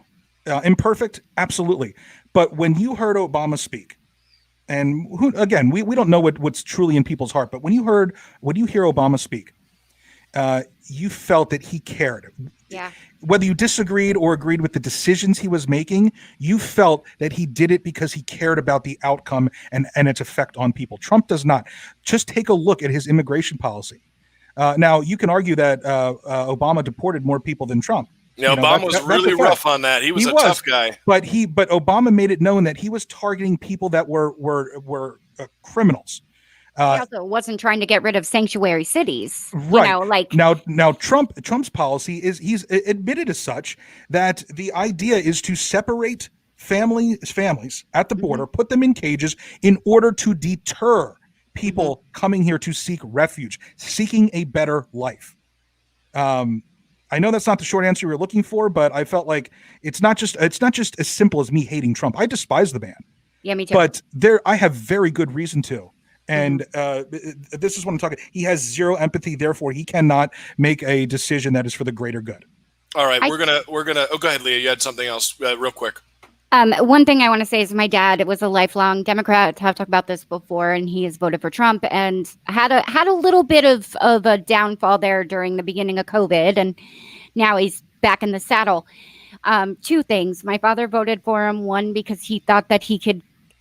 His exact words were, "The government needs a kick in the ass, and I think Trump's the guy to do it." I think that was possible. I do. I don't think so anymore. But I see why people did think that. Right. And the other good thing about Donald Trump, I think, is that he doesn't have a good moral character. I think sometimes you need a leader to be a leader. And Donald Trump isn't the type of guy that's going to... I don't think he's going to fall if it came down to something truly important, like, I don't know, Washington, D.C. being nuked. He's not going to care who he takes out to save himself. Therefore, he's going to save America. And I think that's one kind of good quality. You're making some interesting connections there, Leah. I don't know if I can get on board with that. First of all, I think he would botch the whole thing, but he would. You too, Jeff. He might save himself, but in doing so, he's going to nuke the entire world, hoping to get the person he's trying to get and kill the entire planet. So I think anybody that says Trump has not, in his showman way, sent the message out to the rest of the world: don't fuck with America because we will blow you off the map. Hold on. Let me stop you right there. Well, it's true. He's made these threats and backed off of them. He looks weak to the rest of the world because he is a coward. He runs and hides from his own statements. I disagree with that statement. You're way off on. Oh, on I that, think Greg. he took out a pretty big character with the Iranian general, did he not?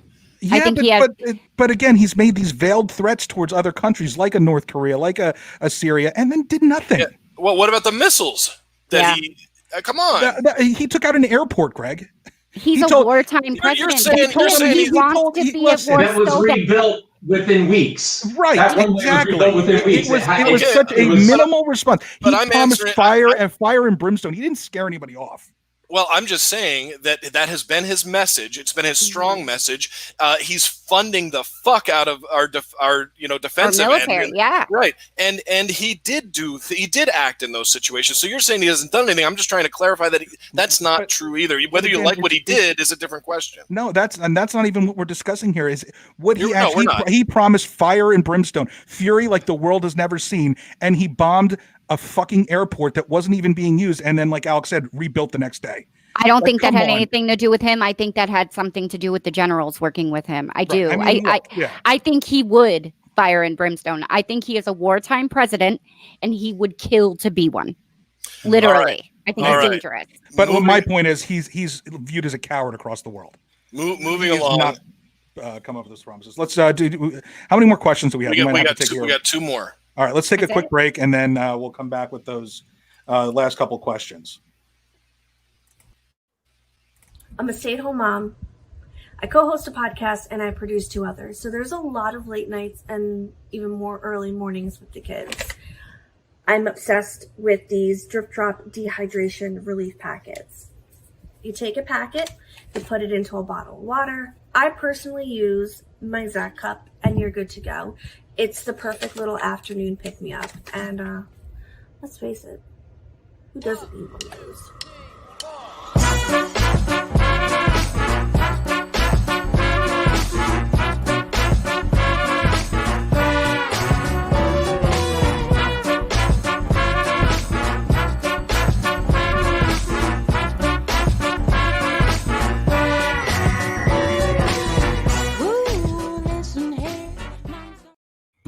Welcome back to the Ever-Evolving Truth. We're talking the 2020 election.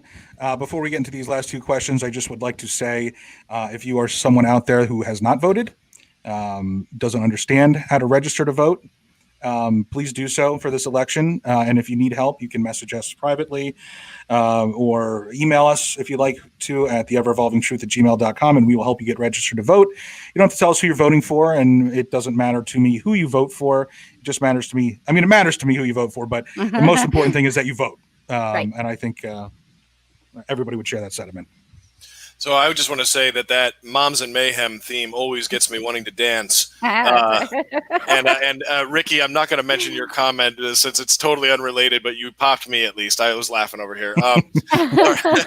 My last 2 questions here, guys. All right. So, again, these work better with both sides, and I really want to take issue with the people who talk all kinds of crap on social media, and their whole platform is littered with nothing but this is me, this is my opinion, this is what I think, this is what I think. And when you are in a situation where you're being challenged to come on and talk about it and put your money where your mouth is, so often these folks lose their courage real quick, and they don't want to come on here and state their real opinion. So I'm just gonna say I question those people, and I criticize them for really being weak. I question their true motives as to why they are voting for Trump. I think that those are the type of people, and a lot of them we see sticking up for this young white supremacist that was murdering people at a protest. I think we should talk about that after this debate is over if we have time, and if not, we should go into full detail next week. Because it is an important story to discuss, and I think we all have some strong opinions on it. I was speaking more about people in general that claim to feel a certain way about an issue. It doesn't have to be this issue. They feel a certain way about an issue. They talk all day about it. They talk a whole bunch of shit, and then they won't come on and speak on the record in public about it. So credit to Alex for being here tonight, and everybody else who has been brave enough to come on. And here's the thing: I'm here. I keep these 2 guys in line over here when they talk their crazy talk. So this wouldn't be an assault situation. So please, anybody out there on social media that is running your mouth about stuff and feels passionate, please come on and be that other voice. If you think that voice needs to be represented, come and represent it. So I say that all in the to clarify that these last two questions would work way better with another side, but let's ask them anyway. First one, Alex earlier had mentioned the Muslim ban. I'll just put out my own personal thing here really quick, and I've said it before. That is the one thing that disqualified Trump for me forever from being a presidential candidate that I would vote for. And here's the reason. So here's the question. What are your thoughts on Trump's Muslim ban proposal, whether a presidential candidate should be disqualified from any future consideration once they have suggested everyone of an entire religion, or put another way, people who think a certain way, these people are not allowed in the country? Isn't this a thought ban? Isn't a thought or a belief ban as anti-American as you can get? Or if people misread this? That's the question. Why don't you guys speak to it? Because it disqualified him for me. Yeah, I really wish we had a Republican here. I really do. You're 100% on point with that. There's things that we agree on, Greg. There's things that we disagree on. There's usually the things that we disagree on, we can find some common ground within that disagreement. Right. This is something that I 100% agree with you with. This is this was, again, a pander to his base. Look at me, I'm banning Muslims, which isn't even a religion, it's Islam. But that's who he was targeting. Yeah. So I agree with you. I wish that there could be something that could be passed saying that you cannot be president once you say you're going to do this. And if you do enact a ban of anything like that, it seems to be so tremendously unconstitutional that it should be immediate removal from office. Because, and I know people are going to get upset when you say this, but Hitler started that way with the Jews. So tell me what the difference is between banning a Muslim and banning a Jewish person from entering this country. Banning thought in general is not an American way of thinking. So for me, it's like I have defended Trump more than anybody else on this show by a wide margin, and I have pointed out the good things that he's done. And look, for a lot of people, he's the kind of American leader they want. That's just the plain truth of it. But this again was a bridge I could not cross. Once it was done, I was like, okay, no matter what, I cannot back a guy who thinks this way. So, Alex, I'm really interested in your opinion too, because you had mentioned it before. I know you have some thoughts on it. So, should he have been disqualified all along? And what do you think the ramifications of his thought process on this was? This should have disqualified him in the eyes of the entire American populace. That's what, it shouldn't, I don't know that we should have a law in the books saying this automatically disqualifies you from being able to serve in the office. But yes, it should have absolutely disqualified him in the eyes of the country. I will, let's take it a step further. Let's just sub it in. What if he banned Catholics? There'll be plenty of people ticked off about that. What if how about this? What if we were just talking about beliefs. I believe that the Philadelphia 76ers are the greatest basketball team on the face of the planet. Mm-hmm. Other people disagree. What if we decide to say, no, what if we decide to ban everyone who said, no, the Chicago Bulls are the greatest ever? Hands down, period, full stop. Let's take, what if you're University of Texas Longhorns college football fans, and we just said, what? No. Let's ban all the football fans like that. I mean, like Leo was saying, sub something else in like that, yeah, it totally makes sense. And so it should have disqualified him. You see how ridiculous it really is what he was saying. Yes. Well, I mean, and let's take it a step further. What if we started banning people based on height, eye color, hair color, weight? I mean, where does it end and all that stuff? And that's absolutely un-American.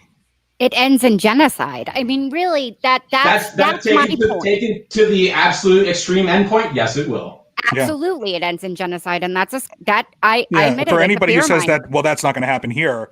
Yeah, every country that's ever gone through their genocide period has said that, well, it's not going to happen here. And then it happened. And then it happened. I think we pointed it out on the last debate episode we did, Jeff. Any regime that has, as part of their tactics, been to control the thought and speech of their populace ended in any regime like that gained global power ended with the deaths of millions of people. So a guy that thought like that says we should ban the people that think this way, not going to have it. That's not America, people. And if you like Trump and you're a supporter of him, which more power to you if you are, and that's how you feel, you have a right to your feelings and thoughts. But think about that aspect of it. And if you're going to go all the way with Trump, going forward, give it some deep thought. Should that not keep you from saying, yeah, this guy should be leading us, the guy that says we should ban this kind of thought?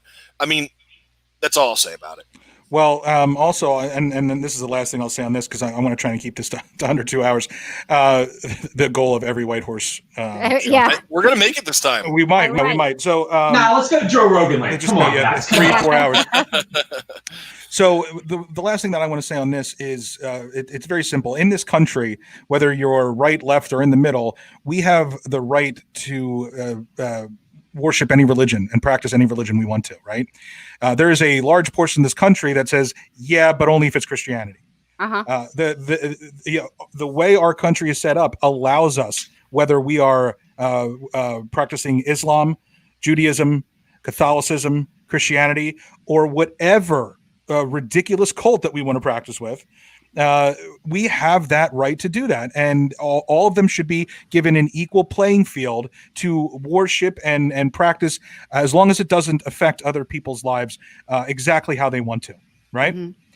So by targeting Islam specifically is you can't, there is no argument, there is no opinion here that is going against what is our constitutional right. But again, he was smart about it. And he was strategic about it. He talked about the Muslim ban, way before he started talking about Mexicans. He tested it. He tested it with the Muslim ban, because there is a big portion, I would say, of this country that does correlate Muslim with terrorist. They are one and the same. So he started there, and then it's just going to keep going. And he's already showed that he has no problem keep going. I mean, what he's doing with the at the borders, Leah, real quick, form of genocide on this thing that you just said. And then when he got his neutered version of it going for a little while, the countries that were on the ban list, because then it became a country ban. On that list. Was missing fucking Saudi Arabia. Yeah, was missing the one country that was actually behind the 9/11 attacks. I mean, but does it surprise you, because he ended up with a huge billions of dollars in arms deal with Saudi Arabia? If you didn't see what was going on at that point when Saudi Arabia was not on that list, when he got the neutered version passed, then you're not, either you're willfully being ignorant, or you're not paying attention, or something's going on that's not right. Alex, you have anything else to say about this one before we move to the last question? Yeah, absolutely. I agree with you about Saudi Arabia. It's literally the Mecca. The Saudi Arabia contains Mecca, the holiest of all cities in the Islamic faith. And beyond that, one thing that I did want to mention, I forget who exactly said it. I believe it was a founding father. I can't attribute it directly, but I'll paraphrase it. Something along the lines of your beliefs, what you're allowed to believe in America. I read this once upon a time, and it could be completely made up or whatever, but I still hold it to be true, at least for me, that I don't care whether my neighbor worships the same God as me, a different God, many different gods, or no God. I just don't want him to force me to believe in the same God or gods or no God as he or she believes, or oppress me for not believing the same way. That's America. Yeah, I agree. That is America. As long as you mow your lawn, I could care less what you do. I don't even care if you mow your lawn, to be honest. Setting the bar pretty low there. All right, so we're going to do this in under 12 minutes, and we're going to make Jeff's dream come true of a TEAT episode under 2 hours. So here it is. And again, works better with another voice, but we don't have it. Attack or defend Trump's stand on environmental concerns. Oh my God. We're short-term economics, if by short-term we mean the next few decades, worth the backward progress of dropping out of the Paris Climate Accords. For supporters of Trump's strategy, which we don't really have any here, I don't think, what negative aspects would you see around the issue? And for detractors of Trump's approach, what positives, try to think of them, what positives, even short-term, have been accomplished, if any? Well, nothing positive for the environment. So just what you said in the question, some gains economically, but long term, those gains aren't sustainable anyway. Those businesses are going to end up losing more than what they gained because life isn't sustainable without the planet, and the planet is dying.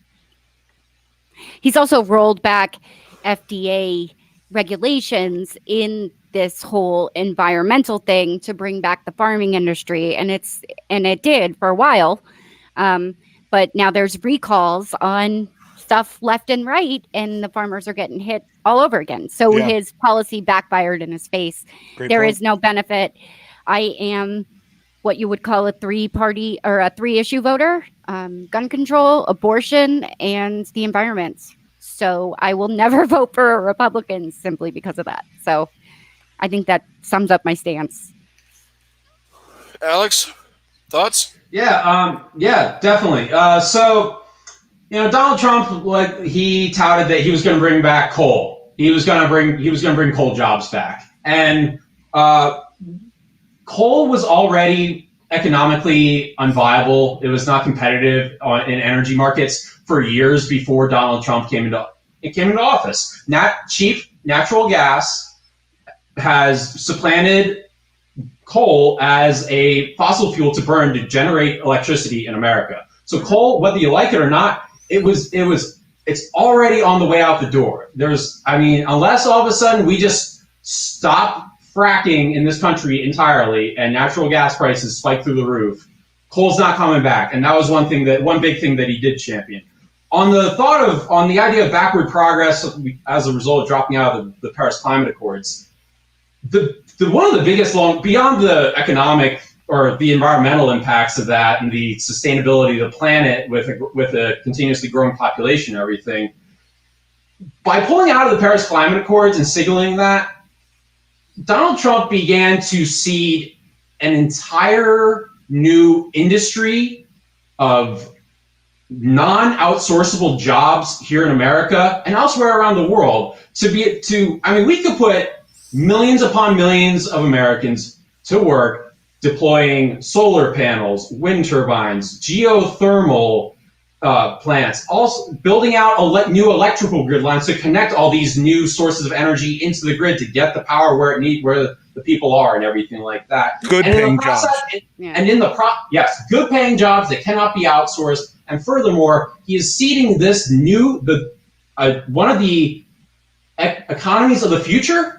He's seeding it to the rest of the world. Would you rather buy American-made solar panels or Chinese solar panels or Vietnamese solar panels, whatever the country may be?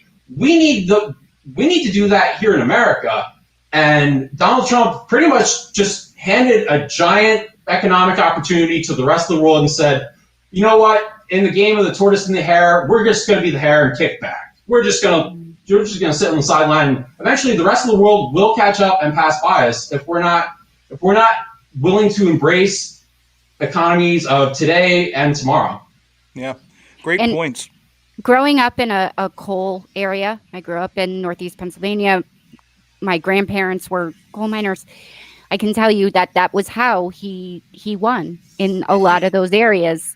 But so much of it is psychological. This picture of the country you want to see, and you think this guy's going to give it to you. That is absolutely. And he knew what he was doing. But the truth of it is, if you talk to anyone, and I know people who actually own the mines, like own coal mines, they can't do it anymore. I mean, where I grew up, we're coal crackers. That's what we are. You can't even drill for it anymore because the entire town would just fall into the ground. I mean, that happens. Well, this speaks again to the question about moral character. If Donald Trump truly cared about the coal miners, as Obama did, or even I do, I care about the people in general. If he truly cared about the coal miners, he would tell them, look, nobody should have to do this for a living. This is Right. a horrible job. Yeah. You're gonna What die I of am black going to lung. do, what I'm going to do that my opponent is not going to do, is I'm going to take you out of this horrible life that you had no choice because that's the only job that was available in where you live. And I'm going to train you. I'm going to create a program that's going to train you for this new way that we're going to generate electricity, and it's going to pay you better, and you are going to be able to live longer and see your grandchildren grow up because of this program that I'm implementing. Now that is a moral character. That's real progressive thinking too, Jeff. What you just said, that is some real progressive thinking. Pookie for POTUS. Now, the timeline in which you would be able to enact that would be in question, and whether it was realistic or not. But that kind of thinking, that kind of idea that's you want to be aggressive about pushing in that direction. I think that's one of the most progressive things I've heard you say. Well, that's I mean, Bernie Sanders championed that. I didn't come up with that idea myself. I'm giving you the credit. Thank you. Pookie for POTUS. I'm telling you. No, I'm talk about no saint. I have too much baggage. You. your wings are big and black, Jeff. Yep. So political career for me. That was all of my questions that I came prepared with today. I don't really have a summarizing statement. I said what I wanted to say during this, but let's go around the horn here before we go and get final statements from everybody. And let's start with Alex. Thank you again for being here with us tonight. We really appreciate your presence on the show. You've added a lot. Any final thoughts you'd like to share with the eventual TEAT audience, which will hear this in podcast form in pretty big numbers? Yeah, absolutely. First, I want to thank you all for having me. I've been listening to the show for quite a while now. I highly enjoy the podcast medium and everything. And this is actually it's my first time ever appearing on such a kind of show and everything. And so cool, popping that cherry. Anyway, what are the cherries this month? The podcast. Yeah. But one thing I did want to discuss. First off, if you're not registered to vote, especially if you live in the state of Pennsylvania and you're not registered to vote, visit votespa.com. You can register to vote there. You can, if you've moved recently, you can change your address. You can do all that good stuff. You can request your mail-in ballot a while. Please do so. Please get involved. I don't care which party, who you may believe, who you want to vote for, what party you may want to be affiliated with or not, because fun fact, the largest growing political affiliation in this country is independent. It's fastest growing. And beyond that, I know we talked at length about the presidential election, but I want to remind everyone, there's a heck of a lot of races down the ballot. We're electing, in this country, we are electing Congress members, senators, state reps. Some states are electing governors. Some places maybe even doing their mayors, town councils, other stuff. And I just wanted to, I wanted to mention everyone, please do some cursory research into any other, and in the down ballot races, if you have the time and wherewithal, because there's a lot, as I mentioned earlier, we elect presidents, not kings. And every 4 years, we get a whole slate of candidates saying, I'm for this, I'm for that, I'm for a million things. And, 98% of what any presidential candidate, it's not going to get passed through Congress and make it to their desk to sign into law. If they were to even win the White House. I know that's something I needed to really remind even my friends who are even like the most fervent of Trump supporters or the most fervent of Bernie supporters, for example. Like even if you agree with them in lockstep and all these policies and whatnot, it's a tall task to even get those to the president's desk to sign into law. And to do that requires paying attention to your other branches of government, especially Congress. And one of the big reasons we're in such a situation with the modern presidency, whether it was Bush, Obama, now Trump, whoever, is Congress has abdicated a lot of responsibility in this, and the president has to pick up the slack by doing executive orders and the like.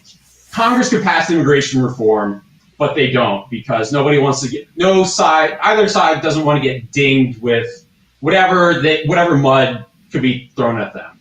But I do want to tell people, please look at your down ballot races. We are electing our Congress members everywhere. In the state of Pennsylvania, we're electing state senators and all of our state reps. And for anyone who lives in the Berks County area or beyond, you don't have to even live in the county per se.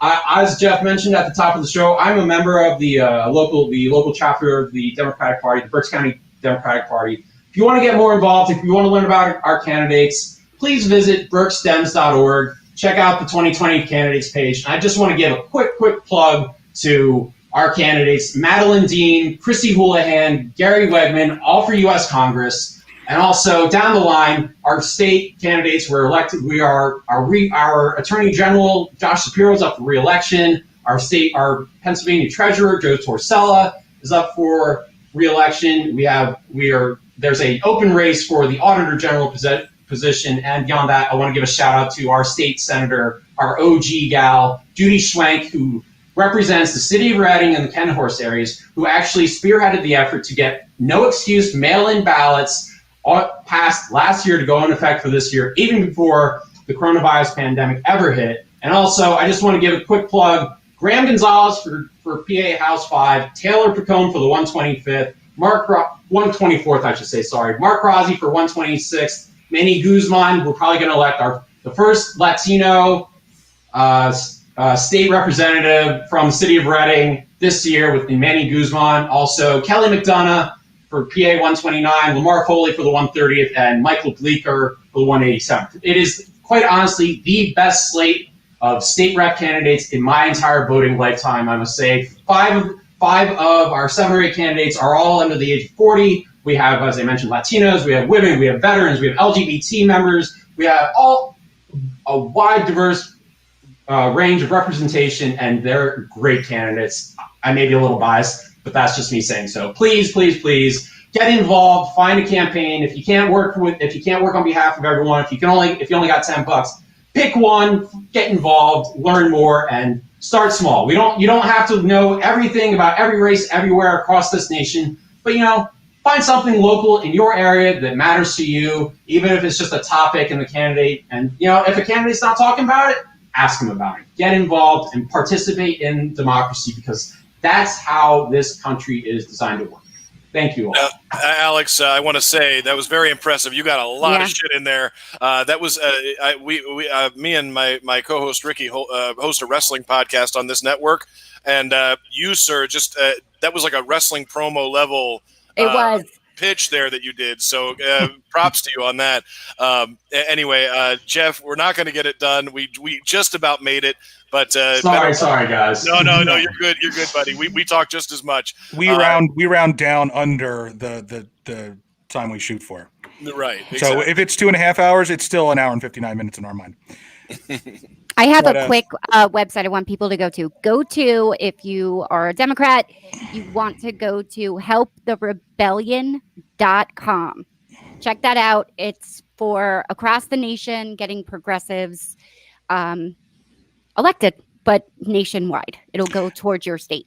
Yeah, you can also go to Vote Save America. They have a lot of information on candidates from both sides. And they can, it doesn't matter where you're at in the country, they can help you register to vote. You can check to see if you're registered. It's a great website. I do want to say something. My mom was talking to my son the other day, my son is 18, and as much as this pains me to say, is not sure who he's going to vote for, but is leaning towards Trump because he just hates Biden so much. So she was kind of grilling him about that, but she said something very profound, because there are millions of issues out there, and it's hard to keep track, and it's hard to learn about candidates and what they think. So she mentioned to him, like, pick 2 or 3 issues that are really, really important to you, that you truly care about, and research the people that you're able to vote for. You're able to have that control, your vote counts towards, and find out what they care about. And if it lines up with those 2 or 3 main issues, forget about the R and the D. Pick the candidate, find out what their voting record is, what they've historically said about the issue that you care about and affects you the most. I think that's great advice. It shows that our parents are always wiser than us. And on that note, at 2 hours and 3 minutes, I want to thank everybody who listened to our live. We're going to do more of these, of course. I want to thank our guest, Alex Bohne, Sterner for moderating, and Leah for being here, staunch, making it on time. Early again. Early. But this has been the Ever Evolving Truth. This has been our debate discussion, one of many more. Remember, folks, you are entitled to your own opinions, but you're not entitled to your own facts. We'll see you next week.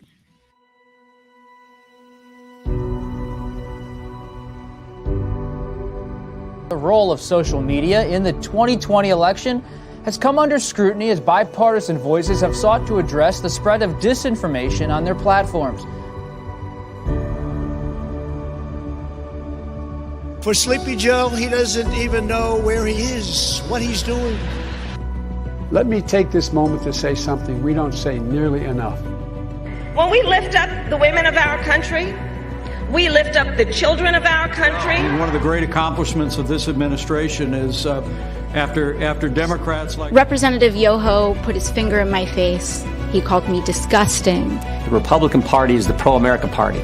President Trump is the pro-America candidate. I'll go over the numbers, but if you look at what's happened and the success that we've But had. at this moment, this president and those who enable him.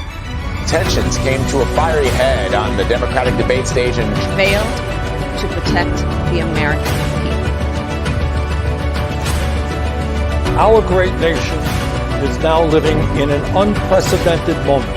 Just weeks ago, you may have seen us defending our home as a mob of protesters descended on our neighborhood. When I speak to members of the military, despite sacrificing time, We've stood up for the rule of law, for our most cherished liberty. But I am here tonight because I love this country with all my heart. As the only leader in Washington not from either New York or California. And to cap it off, with just 95 days to go, the president right now seems to be fixated on attacking the legitimacy of this upcoming presidential election, as his campaign admits. The pandemic that continues to threaten the lives. You cannot say that he was prepared at all. What's up, Pete Irving? And he continues to be in a position where he does nothing to deal with it. We have 15 million people out of work. We have, 50 million. It just is amazing how, if you notice, they didn't speak about COVID.